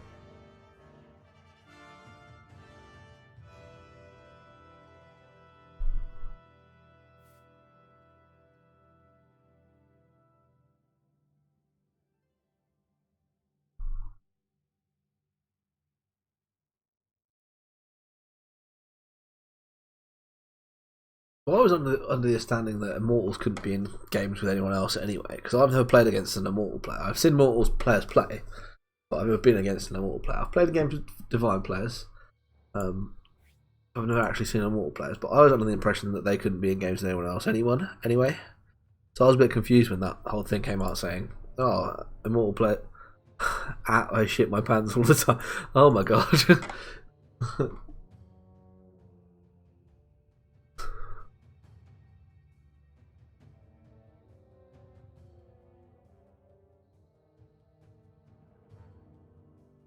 I feel bad for calling the guy out on stream now.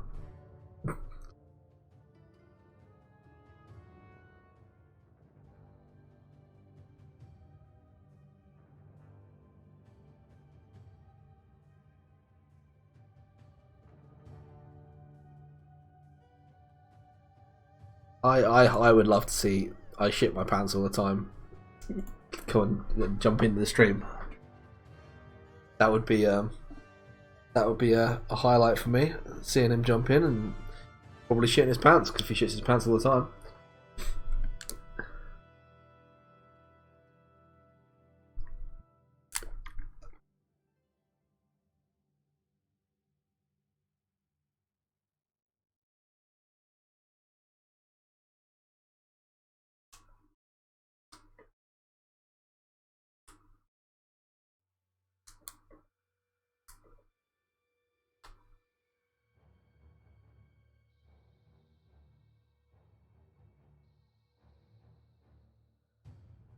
I think we're probably quite close to a game.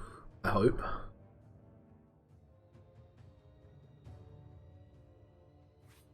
There we go, starting. See, look at that. I've just got to say it and it will happen.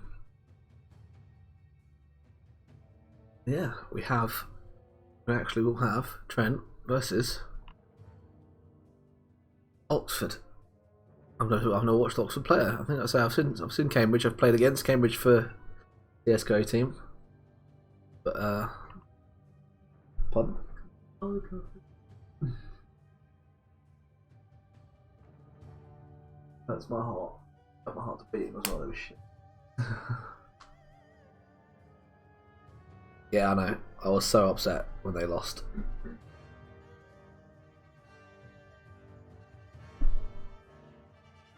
And yeah.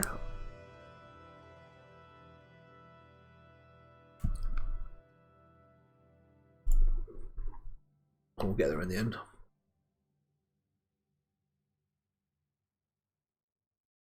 What's he got written on his forehead? Oh, I think it's some sort of sunglasses or some rubbish like that.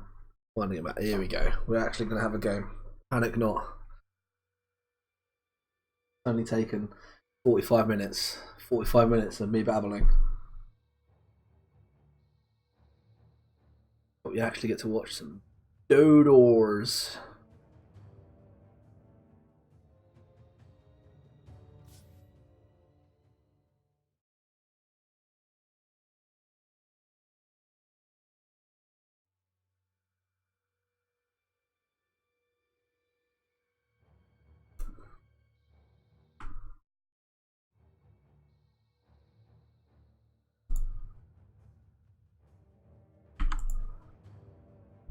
I'm willing to bet that Trent immediately picked the axe again.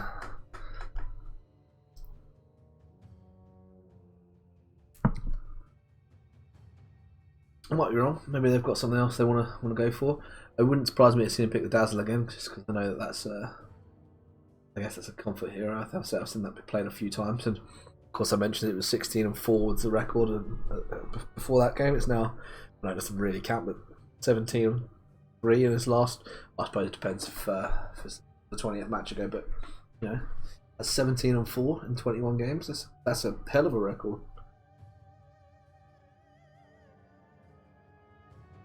I'd take that. With any hero. I thought it were techies if you offered it to me. Oh, that was another thing I didn't mention in my hiatus from streaming. I did make it to the front page of Reddit, in fact, the Dota 2 Reddit, because I'll dig the clip out and I'll share it on my Facebook page. I was playing a techies. It was only a muck around game, and I appreciate people hate techies players. Playing a techies. I think I annoyed the other team to the point where they didn't want to play anymore. But I lost a viewer because I mentioned I play techies. Yeah, I put a load of bombs in front of the tower that they're about to push. The Pudge on their team blinked onto the bombs, hooked a member of his team onto them, and then I detonated them. He got his own team banned. He got his own team killed. Immediate Wind Ranger ban. I said it was a meta. I was saying that they should have picked it in the last game, and it gets immediately banned, so we don't get to see a Wind Ranger. So hang on, which way around is it? Wind Ranger is the way that round is that is not copyrighted. Wind Runner is the way that is copyrighted. I'm supposed to be calling it Wind Runner, but I've actually adapted now. Again, I mentioned that Lycan was strong as well, and I'm not surprised to see that get banned out.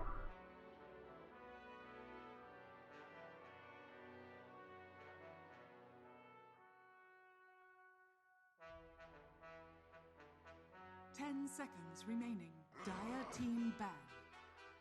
No void, so sort of similar ban that the Trent had before. I think they banned the Invoker beforehand though, so we might see that get banned out too.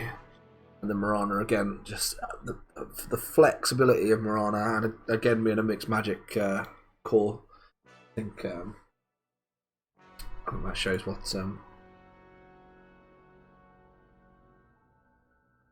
shows that they're strong.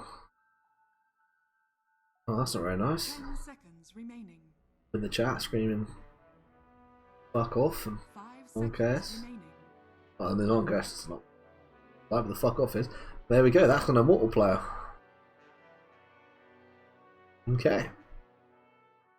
So I said I've never been in a game with an immortal player, but I've now casted one. I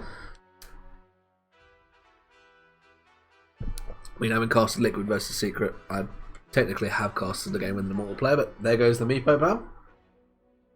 I'm guessing they've seen that one of them has Meepo on his hero list, or as a highlighted hero, because not normally something you ban out intentionally unless you've got an idea of something you want to pick specifically. Radiant team pick. Oh yeah, Cottle. Okay, yeah, so again, teams banning the Cottle. I guess thinking that it's strong. I didn't think Cottle was particularly meta, but you know, shows what I know. Dire team pick. Axe. I called it. You knew it was coming. We knew it was coming. Axe, first pick. It's a strong enough hero. Didn't mention we didn't get the Pants Axe, so he doesn't actually have Pants Axe. Guess what? I'm guessing he doesn't have Pants Axe. Either he doesn't have Pants Axe or he doesn't like Pants Axe. But what a disappointment. Remaining. 5 seconds remaining.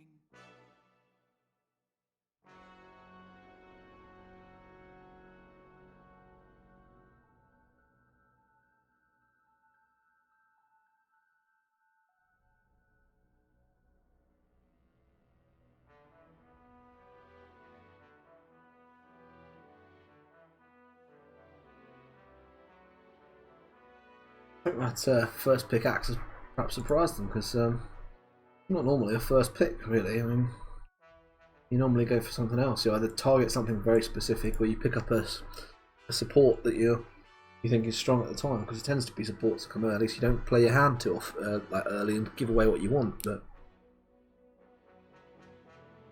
Dire team pick.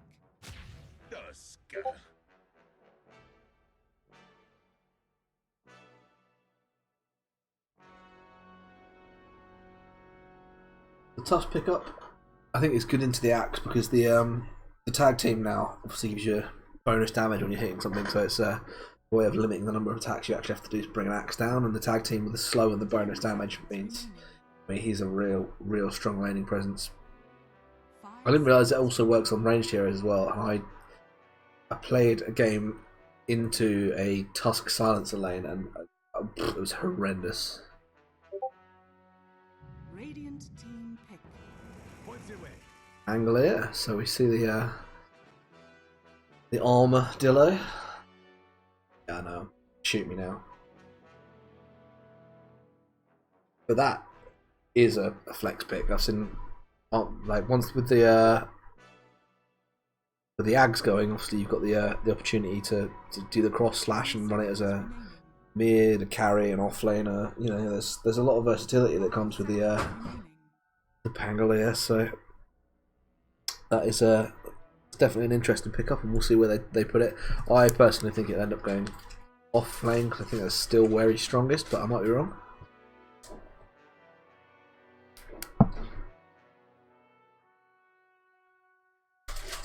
Radiant team ban. So exactly the same picks as before. Pick the Dazzle Axe and sort of give yourself well, I mean, certainly strong lanes, but you know, play what you're used to, I guess.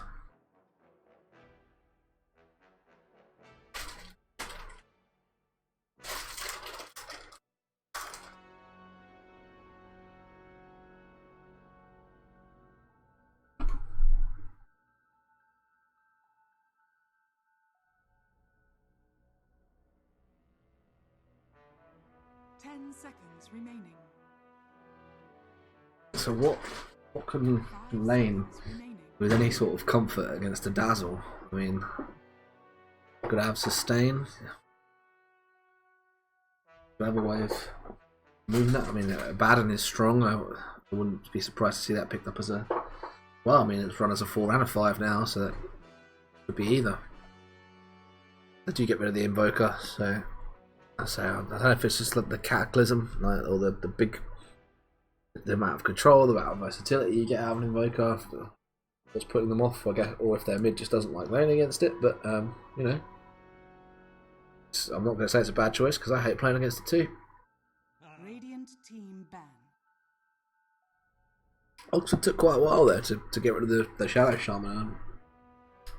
That is a hero that's fallen out of the meta a long time. I haven't seen a Shadow Shaman in ages.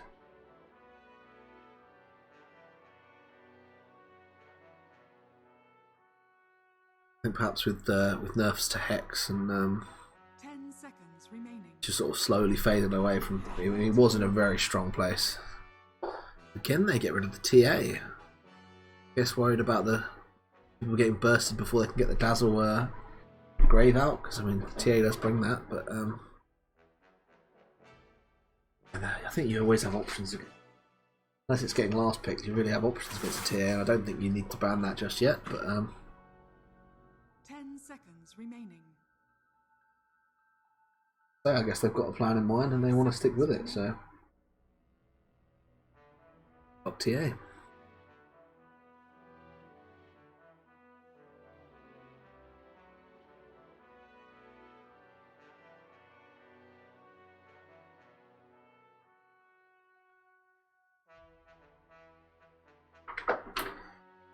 Oxford really are taking a long time out of this. They're really not sure what to do about that first pick combo Axe Dazzle. Or that, or I'll say they've got so much flexibility with the Pangolier that they're making lots of choices. And you don't always take that long over a ban, and they get rid of the Morphling. They're perhaps trying to scope out heroes on the front side, I guess, maybe just digging around in their previous games and having a look. But I mean, they're down to 15 seconds of reserve time, so it won't take too long.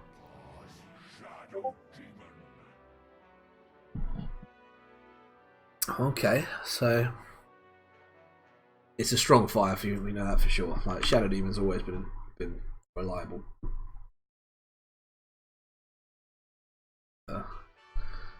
It's a reliable support to pick as well, but again falls in and out of meta. I know there was a period where you couldn't play 2 games without seeing at least one Luna Shadow Demon combo. It was horrendous. But we'll see where they go with that. I said it was strong. I said you get a lot of damage out of it. It's mixed damage. You get magic. You get physical.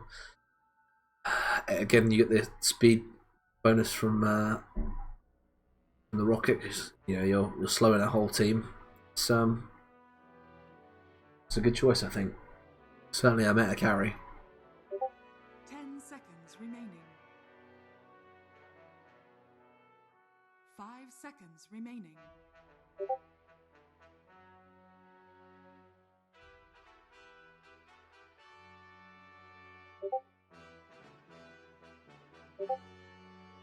Radiant team pick. Yeah, so I mentioned the SD Luna.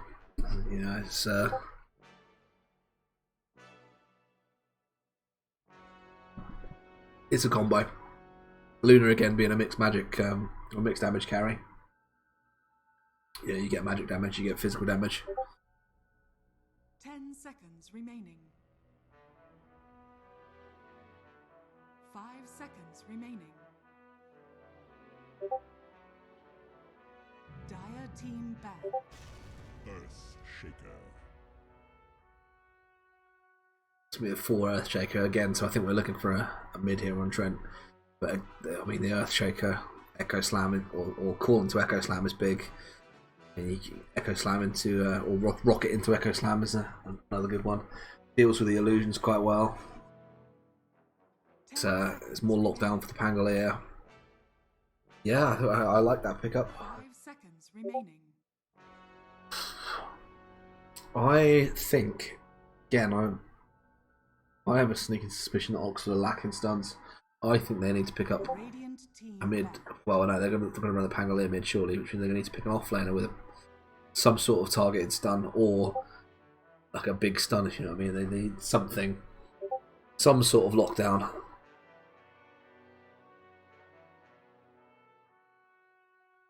And to be fair, I mean, well, no, they're a bit better on the Trent side in terms of lockdown. Perhaps could do with some physical damage from their mid laner, but I mean, you could even run that Earth Shaker tonight. Run that Earth Shaker into mid, and go the crit shaker and be a bit memey about it. Okay, so Oxford banned the Brood out, I guess, knowing they couldn't pick the Earth Shaker. Trying to get rid of the OD again, so. Well, I said again, it was the other team that got rid of the OD last time, but get rid of the OD, so. OD is a hero, it's weird. Since the change, I think people haven't really sussed out how to play him to max potential, I think. Yeah, there's the extra physical damage from your mid laner. Yeah, it must be a mid Kunkka, surely. I don't know, 4 Kunkka.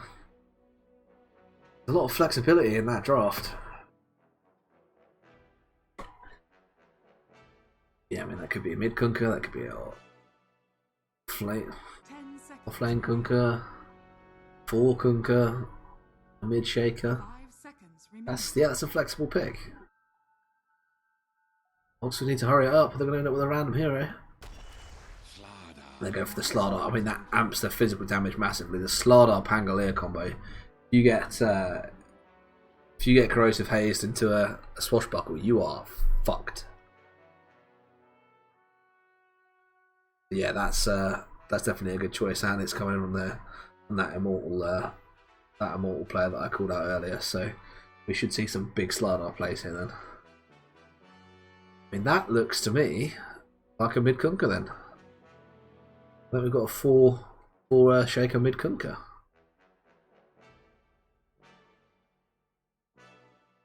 I'm loving the monocle hook kunker as well. That's a strong look.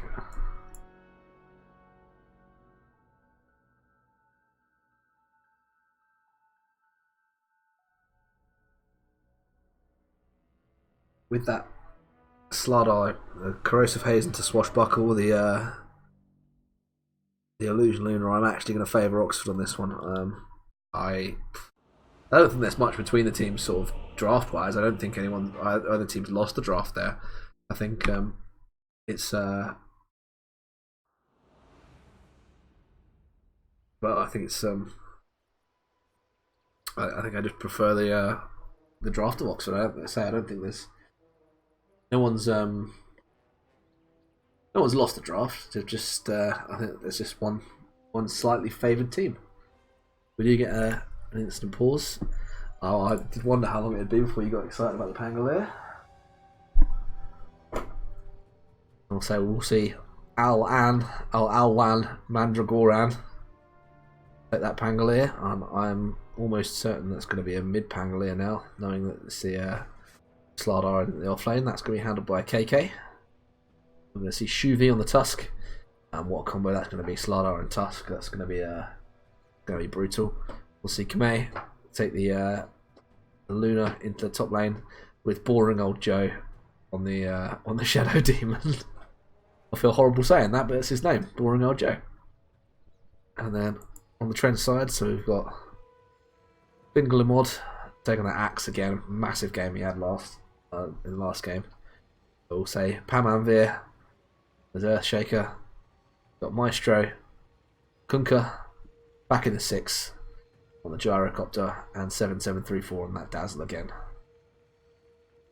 And again, that's a combo as well. The Rocket Barrage with the Dazzle Slow, that's going to be quite painful. I mean, what is the Dazzle Slow at level 1? 14%. So, yeah, that's you can see a lot of magic damage coming out there. That's going to be a painful lane to be in. So we have now got a disconnect from KK on that Slardar. A quick look at the old buyback. It doesn't do the old spectator mode anymore. So a quick look at that Kunkka, because I mean, look at that little eye patch. Or is it a monocle? It's a monocle. He's got a starfish on the other eye. Got a pipe. He's got a lesbian haircut. Sorry, I shouldn't say that. But perhaps shouldn't say that. But he's got like the undercut, like the. Oh. Not like a serious, no, not like your undercut, like a serious undercut, like the sides cut as well.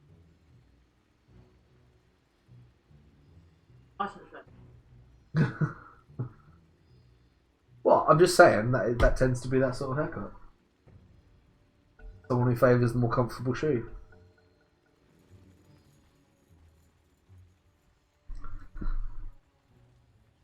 I've just doubled down on it now. That was perhaps a rookie mistake. My KK kid has 2k ping though. I mean, okay, they said go. Okay, never mind.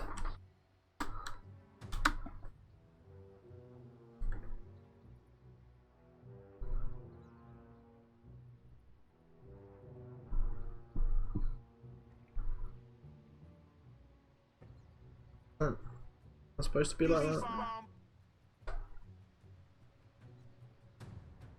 Are you okay?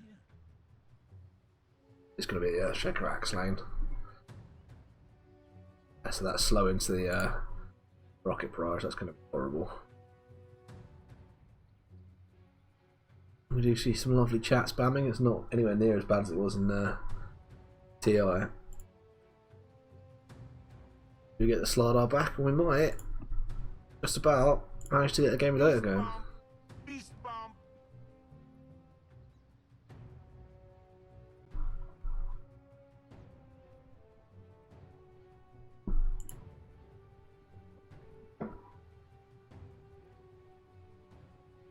Maybe, maybe not. I don't know if he's actually back or not. I know he had like 2k ping. So.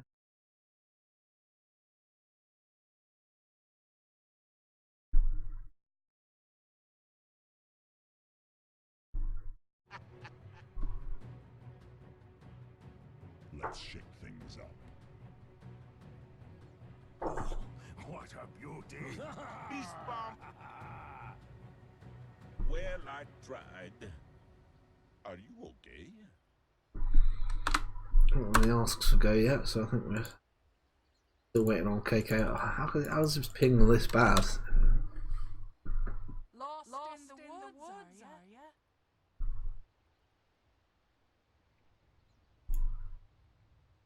Oh, you know what? Look at that. That's South Tango. That looks like that's an offlane Pangolier, which means we've got a mid slot. We do have a mid slotter. Yeah, we've got Tango's pulled onto him. Right? It's going to be a mid slotter. Okay, so they're looking to, yeah, I guess get the quick blink dagger out on the Slardar, get him crushing people, and then get the swashbuckle on and them to bits. That's a little bit of a mix-up.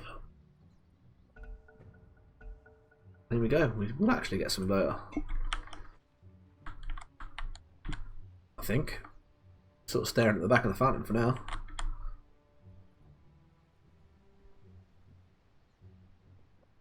Okay, they're pinging it. You may well see another pause yet, because I don't think KK's actually moved yet.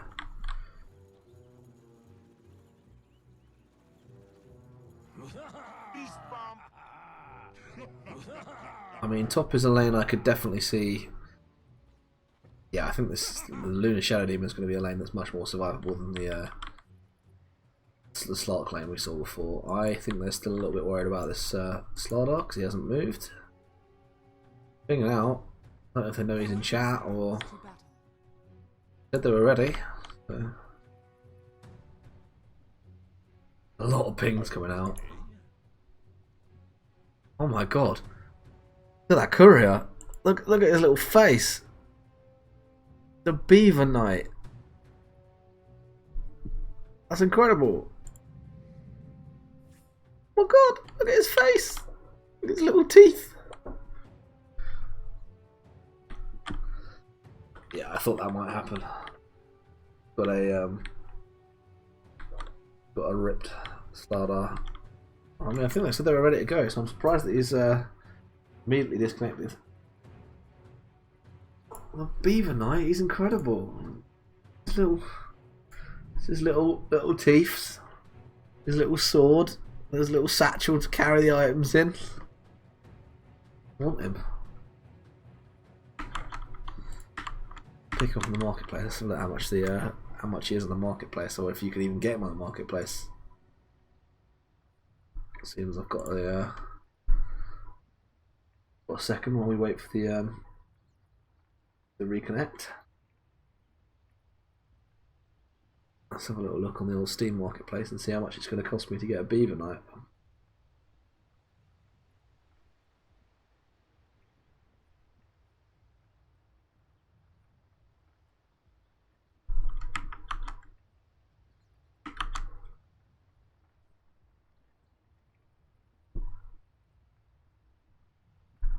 How bad the Steam browser is sometimes.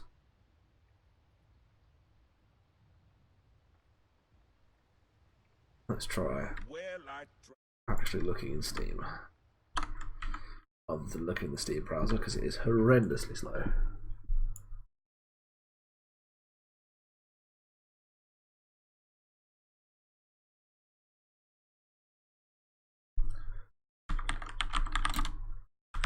Well, he's reconnected, so there is hope yet.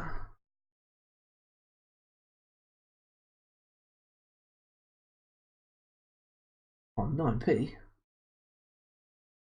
Well, that's it. Getting rid of my other couriers, and Beaver Knight is becoming my 100% main guy. We've got motion in the Slardar. We are 100% good to actually go.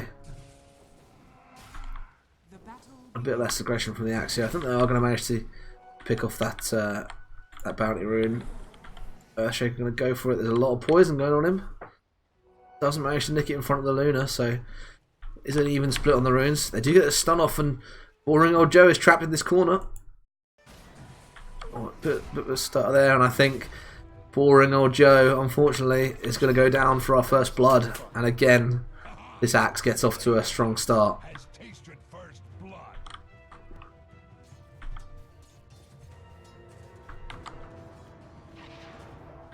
Poor Joe. And we also get a very deep, we did get a very deep tusk there to TP back to the base, so strong for both, well, strong for both lanes for Trent in this opening minute or so. And they're really aggressive into the Luna as well. Axe, I think, probably going to go down to the Shadow Poison he does, but you're losing a 3 for your 1, and he's already got the kill anyway, so that is a very big start for Trent.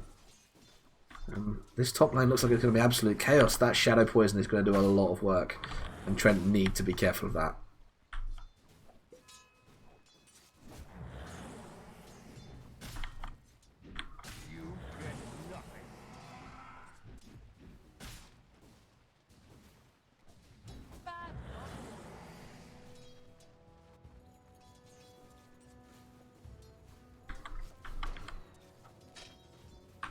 Slider off to a strong start in that mid lane, as I thought we might, considering it's never out of a Kunkka lane. And again, they're going to be aggressive into the Luna. Does have the Fairy Fire pop, but going to go down again. And might we be already seeing this axe going crazy straight away? Slardar picking up a kill in the mid. That reliable bash is so useful. Just knowing that you're going to get that bash and being able to time that. Oh, there's even a DD for him, and Kunkka needs to be very careful when he comes back into this lane. Luna having to make the walk of shame back into top lane. Doesn't even have level 2 yet, and the axe is already level 3. And cutting waves. Just so aggressive.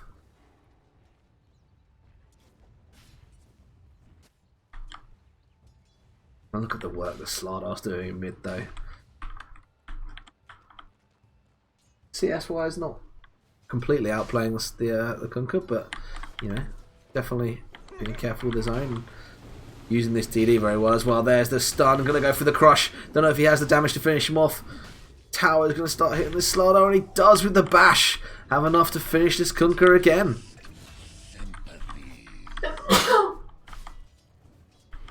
We do see the gyro manage to bring down the Tusken bot, so it's a bit of a free for all this game at the minute.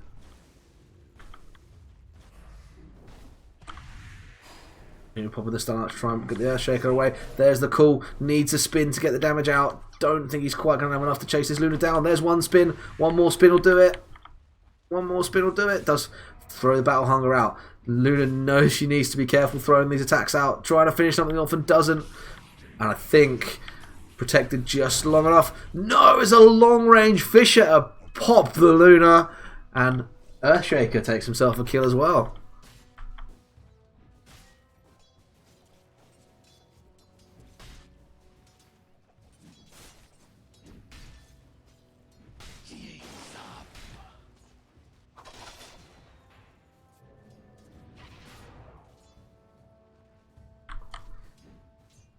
See the Axe and the Earthshaker off to a great start in top. And again, aggressive into the Shadow Demon and going to bring him down. And poor old boring old Joe dies again.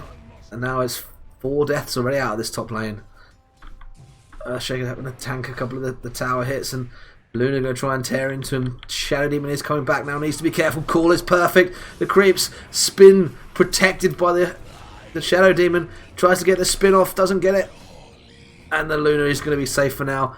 Or maybe not. Runs into the trees. Axe changes his mind about chasing.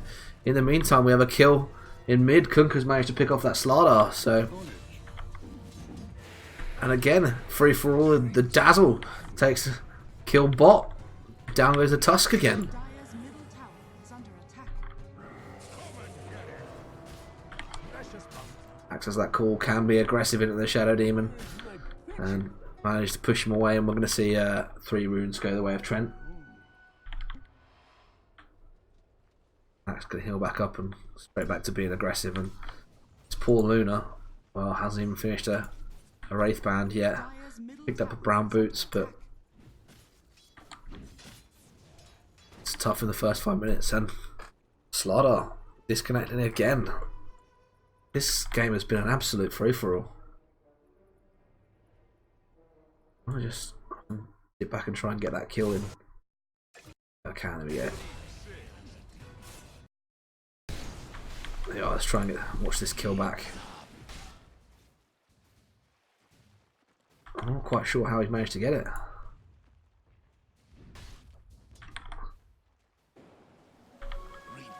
Cancels the regen immediately with the torrent. Creep's going after him. Vladar's popping a crush for no reason. Being hit by... Oh, I think he must have disconnected. Okay, never mind. He's probably done the Kunkka a massive amount of favours. He's not gonna... Well, he shows no mercy.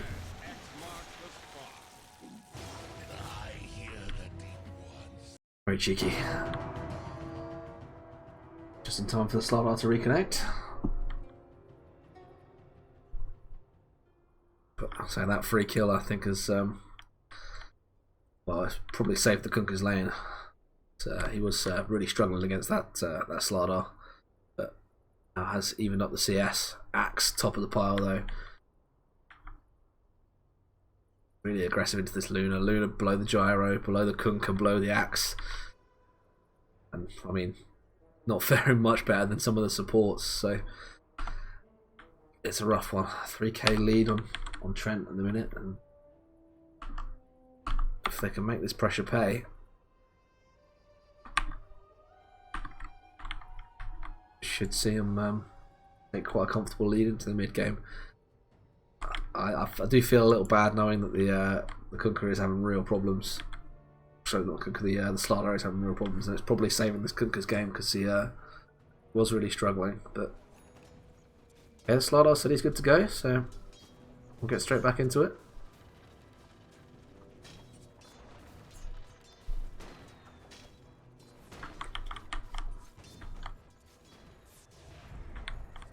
There's the tag team. We'll see them try and run this Dazzle down. Do get their hit off. The shards are perfect. There goes the Swashbuckle. Going to try and get as much damage out. There's the Rocket Barrage. Too much hitting the creeps though. Dazzle going to get away. No, he isn't. Now the Gyro has to try and bring this Pangolier down and see if he can get something in trade. He can't. And they do lose the Dazzle there. Looking to go back in. He's going to salve up. Forward comes a Swashbuckle to stop him. Out comes the magic damage of the Rocket Barrage. Going to try and roll to save himself. In comes the Dazzle. Brings out the Shallow Grave to heal him. Perfect poison. And down goes the Tusk again. And again, Axe picking up a kill in top. Killing boring old Joe. And every lane apart from the mid lane going pretty horribly for Oxford. And the Slardar, I mean, even he doesn't look like he's 100% back in the game yet.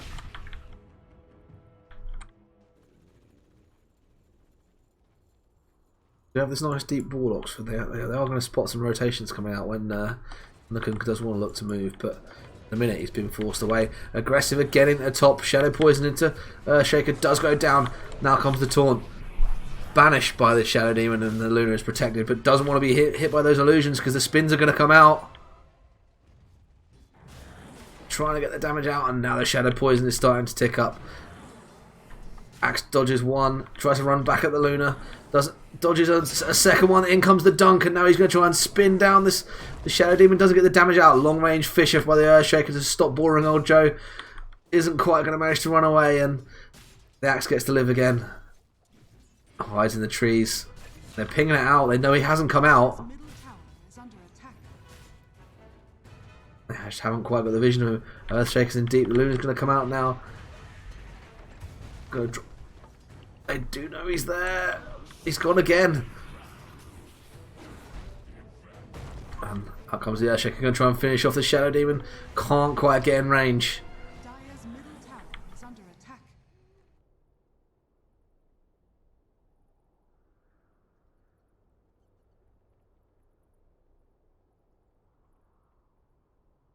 He is really struggling. We did see Who was it? It was the Pangolier pick up the kill onto the Dazzle. Oh, he's trying to play on. He's trying to play on Edu Roam in. Oh, wow, okay, bad choice, dude. There's the spin. They're going to try and save this Pangolier, but the Tusk's now in trouble. And Dazzle's just trying to tick this poison up. Doesn't quite have enough, but can just push him away and give the Gyro some more space. And now the Slarlar being aggressive into the Kunkka, trying to get the damage out. X Mark is there. There's the stun. Going to come in with the crush. Down comes Shadow Demon. I think he's got the damage to finish him off. Kunkka running into the trees. There's the crush. Now one more hit. One more hit. Gets him. And the Slarlar picks up, well, where he left off and gets another kill. We get a trading bot. Then comes the rocket, and it's going to be a twofer as the Gyro, that rocket. Earthshaker perhaps caught out of position. There's the Fisher. He's going to catch the Luna on the wrong side. Does get protected by the Shadow Demon Banish, but in the middle of the Axe calls now. Slardar has run up, but Axe is the dunk. Now the Tusk is here. Spins down onto the Earthshaker. He's going to try and protect himself. They're pinging out the Axe. They know that he's going to kill them if they don't do something about it. Now the Slardar with a big bash. Going to give the crush, and the Axe goes down. Earthshaker buys back to try and do something, but too slow. And they even pull the tips out.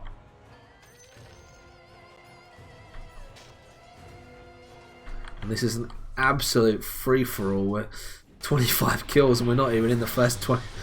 Well, we're not even out the first 10 minutes yet. In comes the Pangolier spin. He's going to roll through. Catches both the Kunkka and the Dazzle. Now the Slardar turns. Tries to go on the Earthshaker. Crush just hits the Kunkka. Now the Earthshaker needs to try and stop this Slardar from getting away. Swashbuckle comes forward to disarm the Earthshaker. There's the cleave from the Kunkka to stop him. Ice Shards are perfect to block out the Dazzle and the Kunkka. Now the Kunkka turns around, tries to go for the Tusk, but Earthshaker happy to just run this Pangolier down, and in come the tips.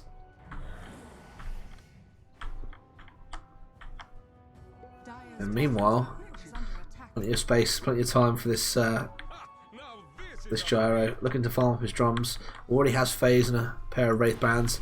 Axe again being aggressive, trying to get onto this Luna and make sure she suffers. There comes the poison. Dazzle going to try and harass her away, same level, and well, the Tusk just has to TP away from the Axe, too scared to stay and fight. Rapidly approaching his Vanguard, going to be looking to start working on that blink very shortly. See, the Kunkka has that double bracer, now looking to get the armlet. He's going to try and be aggressive into the Slardar. There's the Corrosive Haze, damage coming out, does catch the stun, but decides against being too aggressive. Needs to be careful. Does have the Dazzle in the area.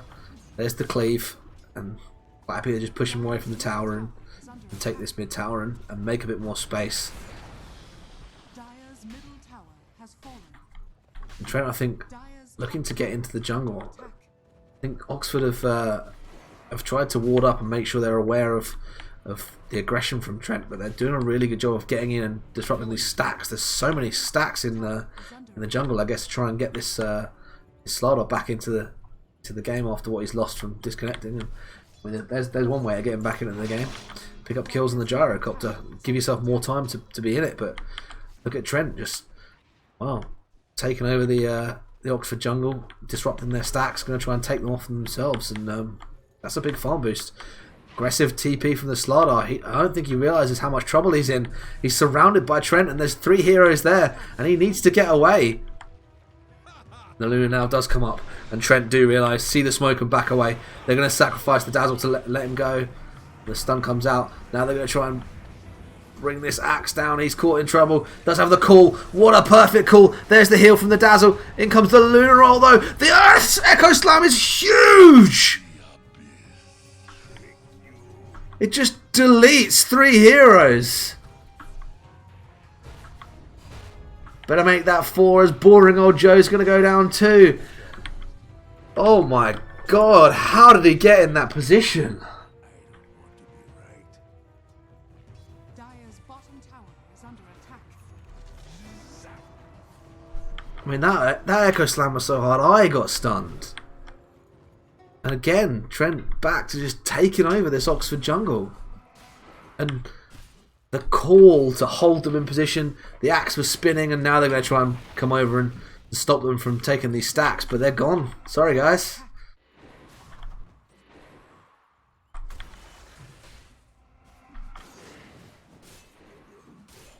Really, Kunka just clearing the stacks in one hit, and even with the vision, Oxford know Trent are doing this, but I don't think they feel comfortable enough to fight it.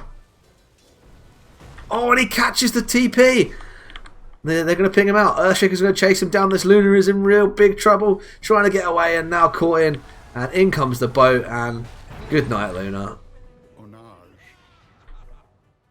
And again, this aggression in this offlane has really caused the carry to just lack farm. I mean, have a quick look at the net worth. I mean, Luna is below the Tusk.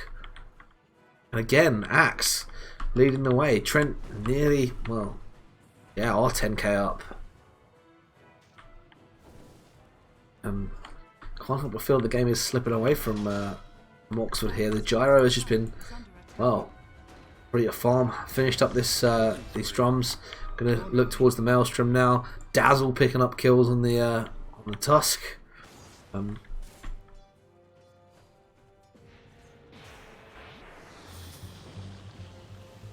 Has the X mark. Torrent gonna miss as he banishes himself to protect him, but they're having to work hard to protect these towers, and they don't have the time to go and hunt this gyro down.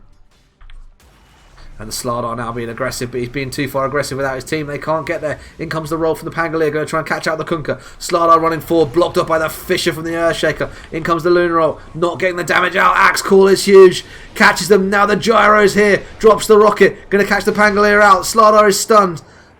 He's invisible. He's just hiding. Now runs out. Pops the Kunkka and then runs away. Tusk coming in the back, but there's 4, and you're going to get caught there, dude. Going to try and bring the Dazzle down for some sort of trade, but he just won't die. You don't have the damage. Double kill. And does eventually tick down, so the Slardar picks off the Kunkka in the back line, so they lose 2, but it's basically a full wipe with the exception of the Slardar onto the Oxford side.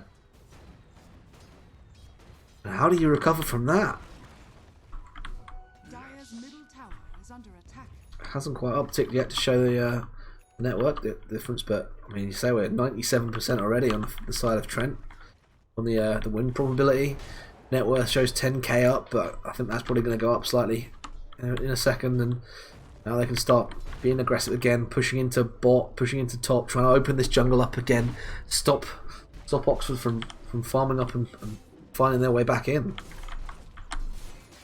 Gyro has the Maelstrom now. Drums Maelstrom on the Gyro. I mean, even the Dazzle. I mean, looking to pick up an Aether Lens now. Deep D Ward's not going to get caught out. Are they? Yeah, they do get the roll off, and now he's going to come in. In comes the Kunkka. They're going to throw the. Oh my god, it's perfect! The boat into the rocket, into the torrent. Oh my god. Slardar in the back, going to try and go on the gyro, but they've already deleted the Shadow Demon. Crush hits too. They don't have the damage. You're not bringing anyone down. You're going down yourself. Dire's top tower is under attack.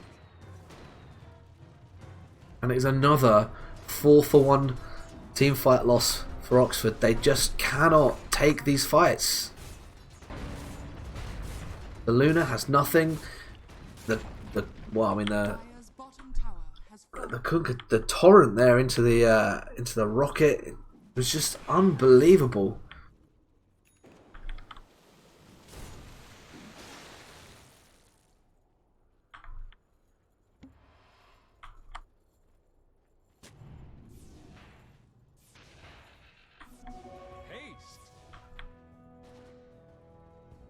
Pangolier is caught out. You're in the wrong place, dude.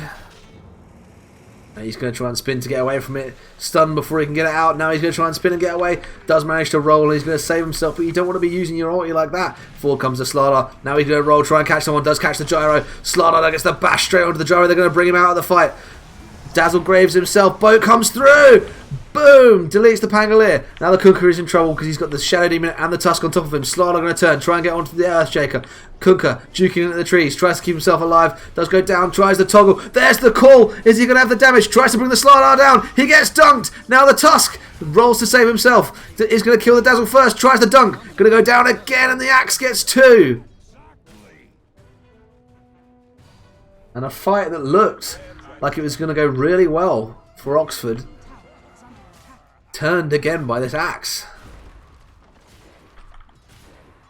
The Slardar keeps getting in positions to really hurt the Trent cause, but the fights turn and turn back. It's a tough game to get back into. They're doing the right thing, but Luna, you're in trouble now. Rocket's going to come out and going to run straight into the axe. Doesn't have anywhere to go. Rocket exposed. Now has the call down, and you can't go anywhere. You have nowhere to farm. Hasn't finished a Wraith Band. Can't finish a Mask of Madness. Luna has nothing. 15k experience. Pushing maybe 16, 17k on the gold.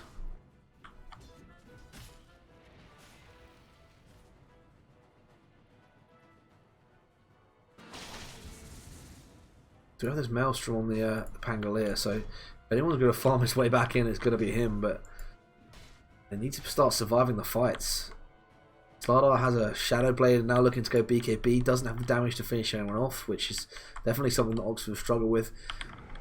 There's the call, is perfect to get on top of the Pangolier. Dazzle coming through, throws the poison out. Gonna have to roll, try and survive, but doesn't. He just gets dunked.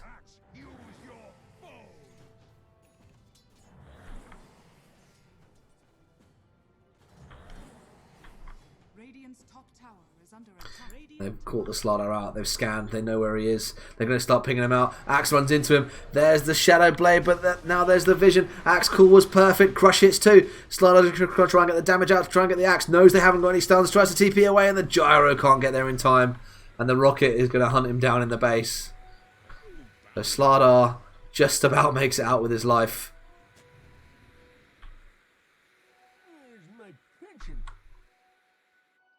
But look at the vision Trent have. They know exactly where this Luna is, and they're not going to give her a second's breathing space. Hunting in squads.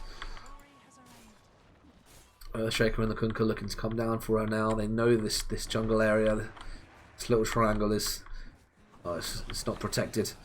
And Oxford positioning here, they're even drawing on the map to make sure everyone knows they need to attack it. They know that there's people there. Oxford doing their best to de-ward it, but that's such an unconventional ward spot.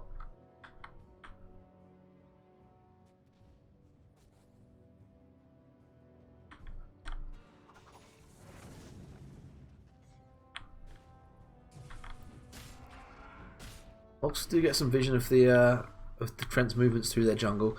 Do have the Tusk in position here. Not sure if they realise that Trent are just going for the Roche.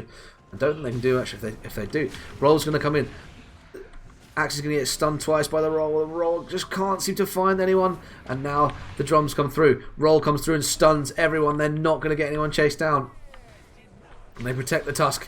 Now the Slardar out of position. And he's going to get collapsed upon by Trent. And the BKB does nothing when there's that much damage coming out. Roll going to go in. Going to try and stop this Axe. Boat comes through. Pops the Pangolier. Now the Tusk in trouble as Trent, one by one, just burst the Oxford heroes.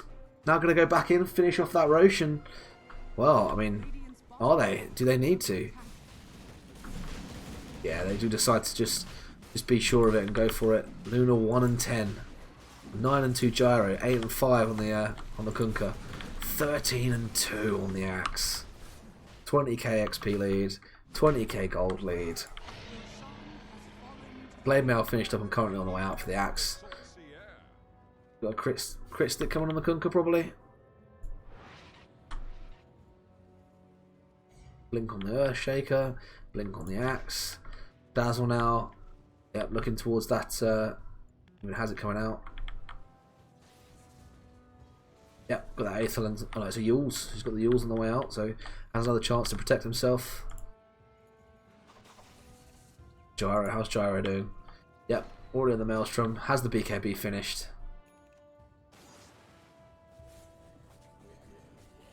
And again, they're spotting this Luna out. You can't farm there. Because they know where you are and they're going to hunt you down. Forward comes the Dazzle. Forward comes the Kunkka. There's the poison. Boat is perfect. And the Kunkka... And the... Just...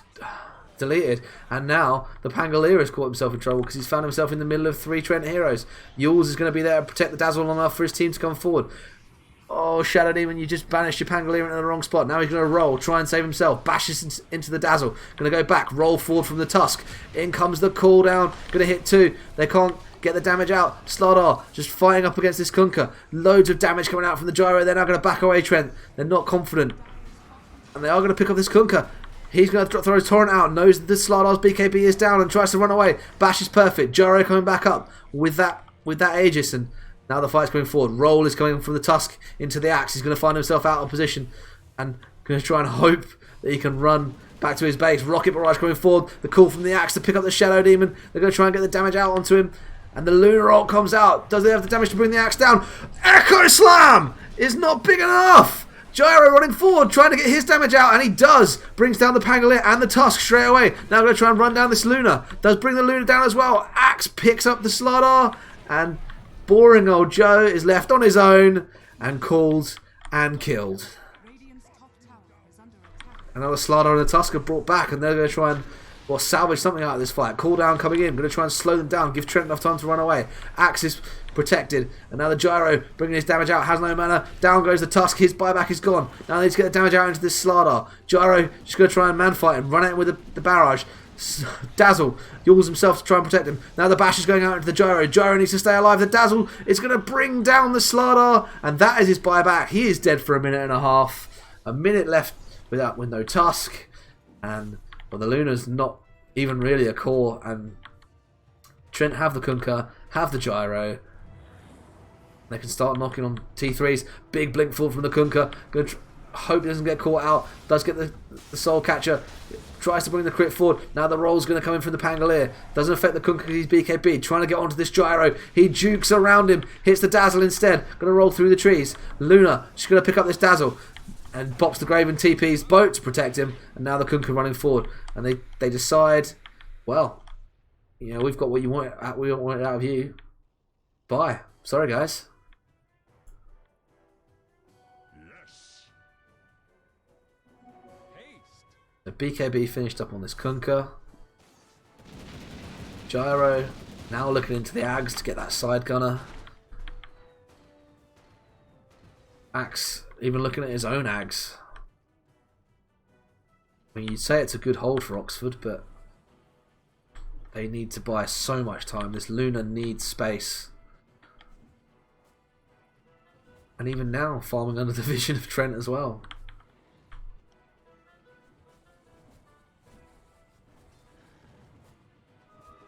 Just a touch. And can't even finish that Yasha, having to farm her own BKB.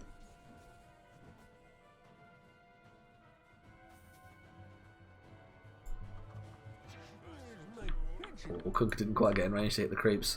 Needs to be careful. He doesn't want to get picked up here, but has support.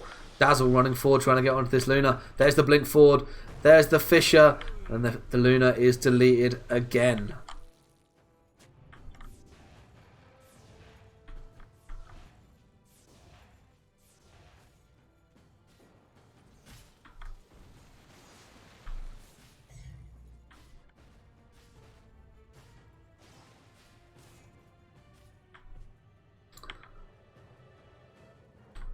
Gyro knowing where that Pangolier is, and Pangolier makes the right choice to get away.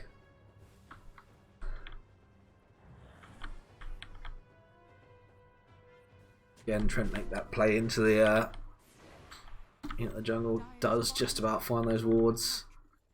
Radiant's top tower is under Well, attack. Slardar trying to push out, trying to make space, looking to get his own BKB finished up now. Is probably still only 700 away. Might get caught by this Axe. Doesn't have the vision and doesn't see him. And they're farming the same jungle. And Slardar, you are. Oh, thinks he's got the damage. Not sure. Yeah, changes his mind. Probably the right choice and just TP's away. Not quite going to get spotted out by the gyro.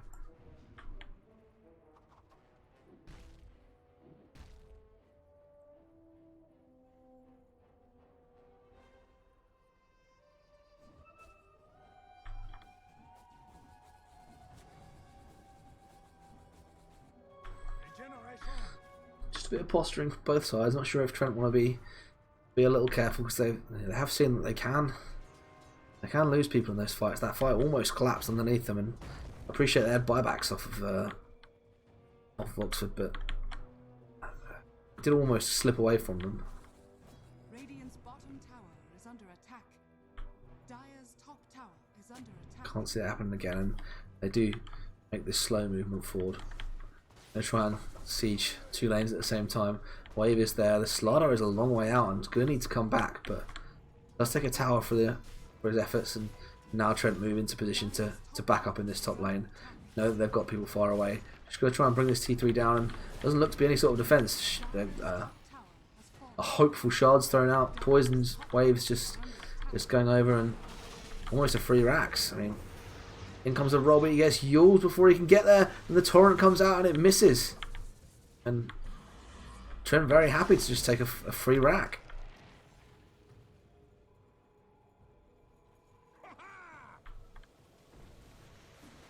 Dire's top shrine is under attack. Look at the shrines. How long do we have on Roche? Maybe a minute. One poor fight from Top shrine any one of Oxford here, and Dire's top okay, barracks are under attack. serious dewarding going on to make sure that the Luna has somewhere to farm. But Trent surely have to know that she's around. Even backs out in the right time because here they come a hunting. Dire's bottom shrine is under attack. If she just stopped to farm that set of ancients, she would be dead.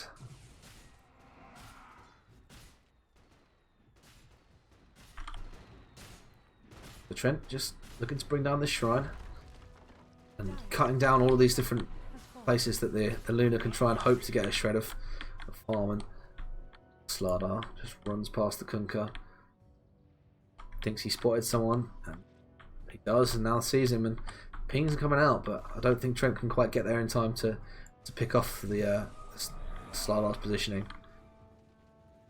We do have the yes, we have the Ags finished up on Axe. BKB now out on the gyro, and he's looking to finish off his Mjolnir. And Axe now got out of position. Let's get. He's always protected. Long range Fisher, and now forward comes the Dazzle with that poison. Gyro going to run in. There's not enough damage to bring down the Pangolier before he starts his roll, and now the Shadow Demon banishing, but Gyro pops his BKB and now going to try and run out. Kunkka brings down the Pangolier in the back lines. Pangolier going to buy back. Slardar pops his BKB and starts trying to get some of his damage out. Runs the Dazzle, pops him. And there's a forward blink. Trying to get on the Pangolier. They know his BKB is down. There's the taunt to bring the torrent in. Does his swashbuckle. Now the Slardar running forward, trying to get onto the gyro. The Echo Slam is big and it stops the Slardar. And he is dead for 70 seconds. And now Trent stream forward. Look to press the advantage. Know that the Slardar cannot buy back. Rocket on its way in, pushing the Pangolier away. Forward blinks the Kunkka, has the X mark. Going to try and lay it on the Shadow Demon. Torrents to protect himself. There's the call. Doesn't quite get it.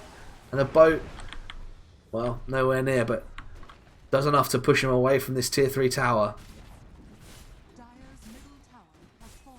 And the buildings are going down. No Slardar for 45. Going to take this mid rack. Dire's middle barracks. And they look to go top. Kunkka already laying straight into these racks. They know they want to make sure of this. Forward blink from the Axe, just a little short. Swashbuckle onto the Earthshaker. Just trying to push him away, but no, they can't get away from those racks. And Trent even rotate around to bottom now. They've still got 20 seconds with no Slardar. Dire's middle tower is under attack.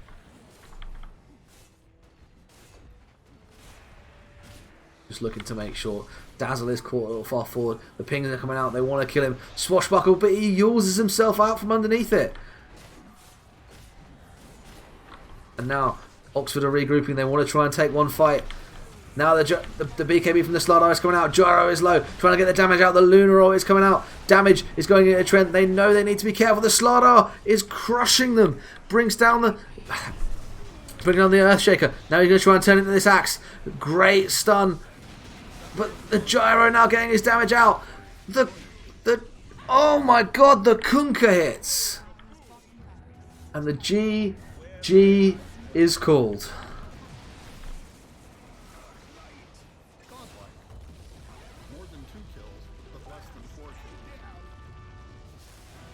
Frenetic. Absolutely frenetic. Dire's middle tower is under attack.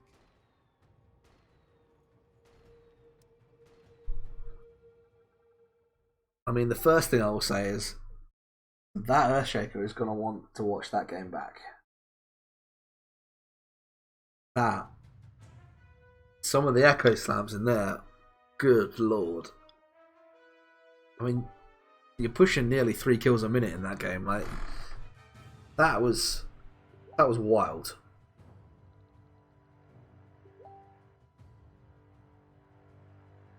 It was just non-stop. I didn't get a second to breathe. I mean, I feel so bad for this poor Luna.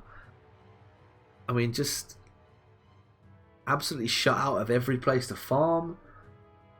I didn't get a second notice. The vision coverage was perfect. They always knew where she was farming, always knew what she was trying to do. Just didn't give them a second. And I mean, it's in your face. It reminded me. You know what? It reminded me of CDEC, the TI, where, oh my god, the pace that they played the game was constant. They, like, every single second they were looking to go somewhere else, onto the next place, onto the next place, onto the next place. Constantly aggressive, constantly moving.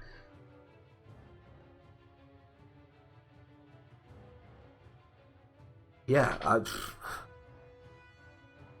wow. I mean, the Slardar, you know, what that mid matchup, the Slardar got 2 kills really quickly, and I thought, this is going badly. I mean, I appreciate they're winning the top lane, but this Slardar could just start running over people, and then it just collapsed from under them, and none of the other lanes went right for them. And the Slardar, yeah, he's strong in the mid game, but he's not that strong.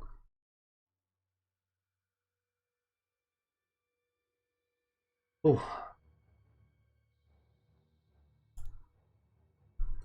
I mean, I'm going to download that one. I'm going to watch it back a few times. I can't quite. I mean, say the Echo Slams in that moved. They moved me. I think I was stunned.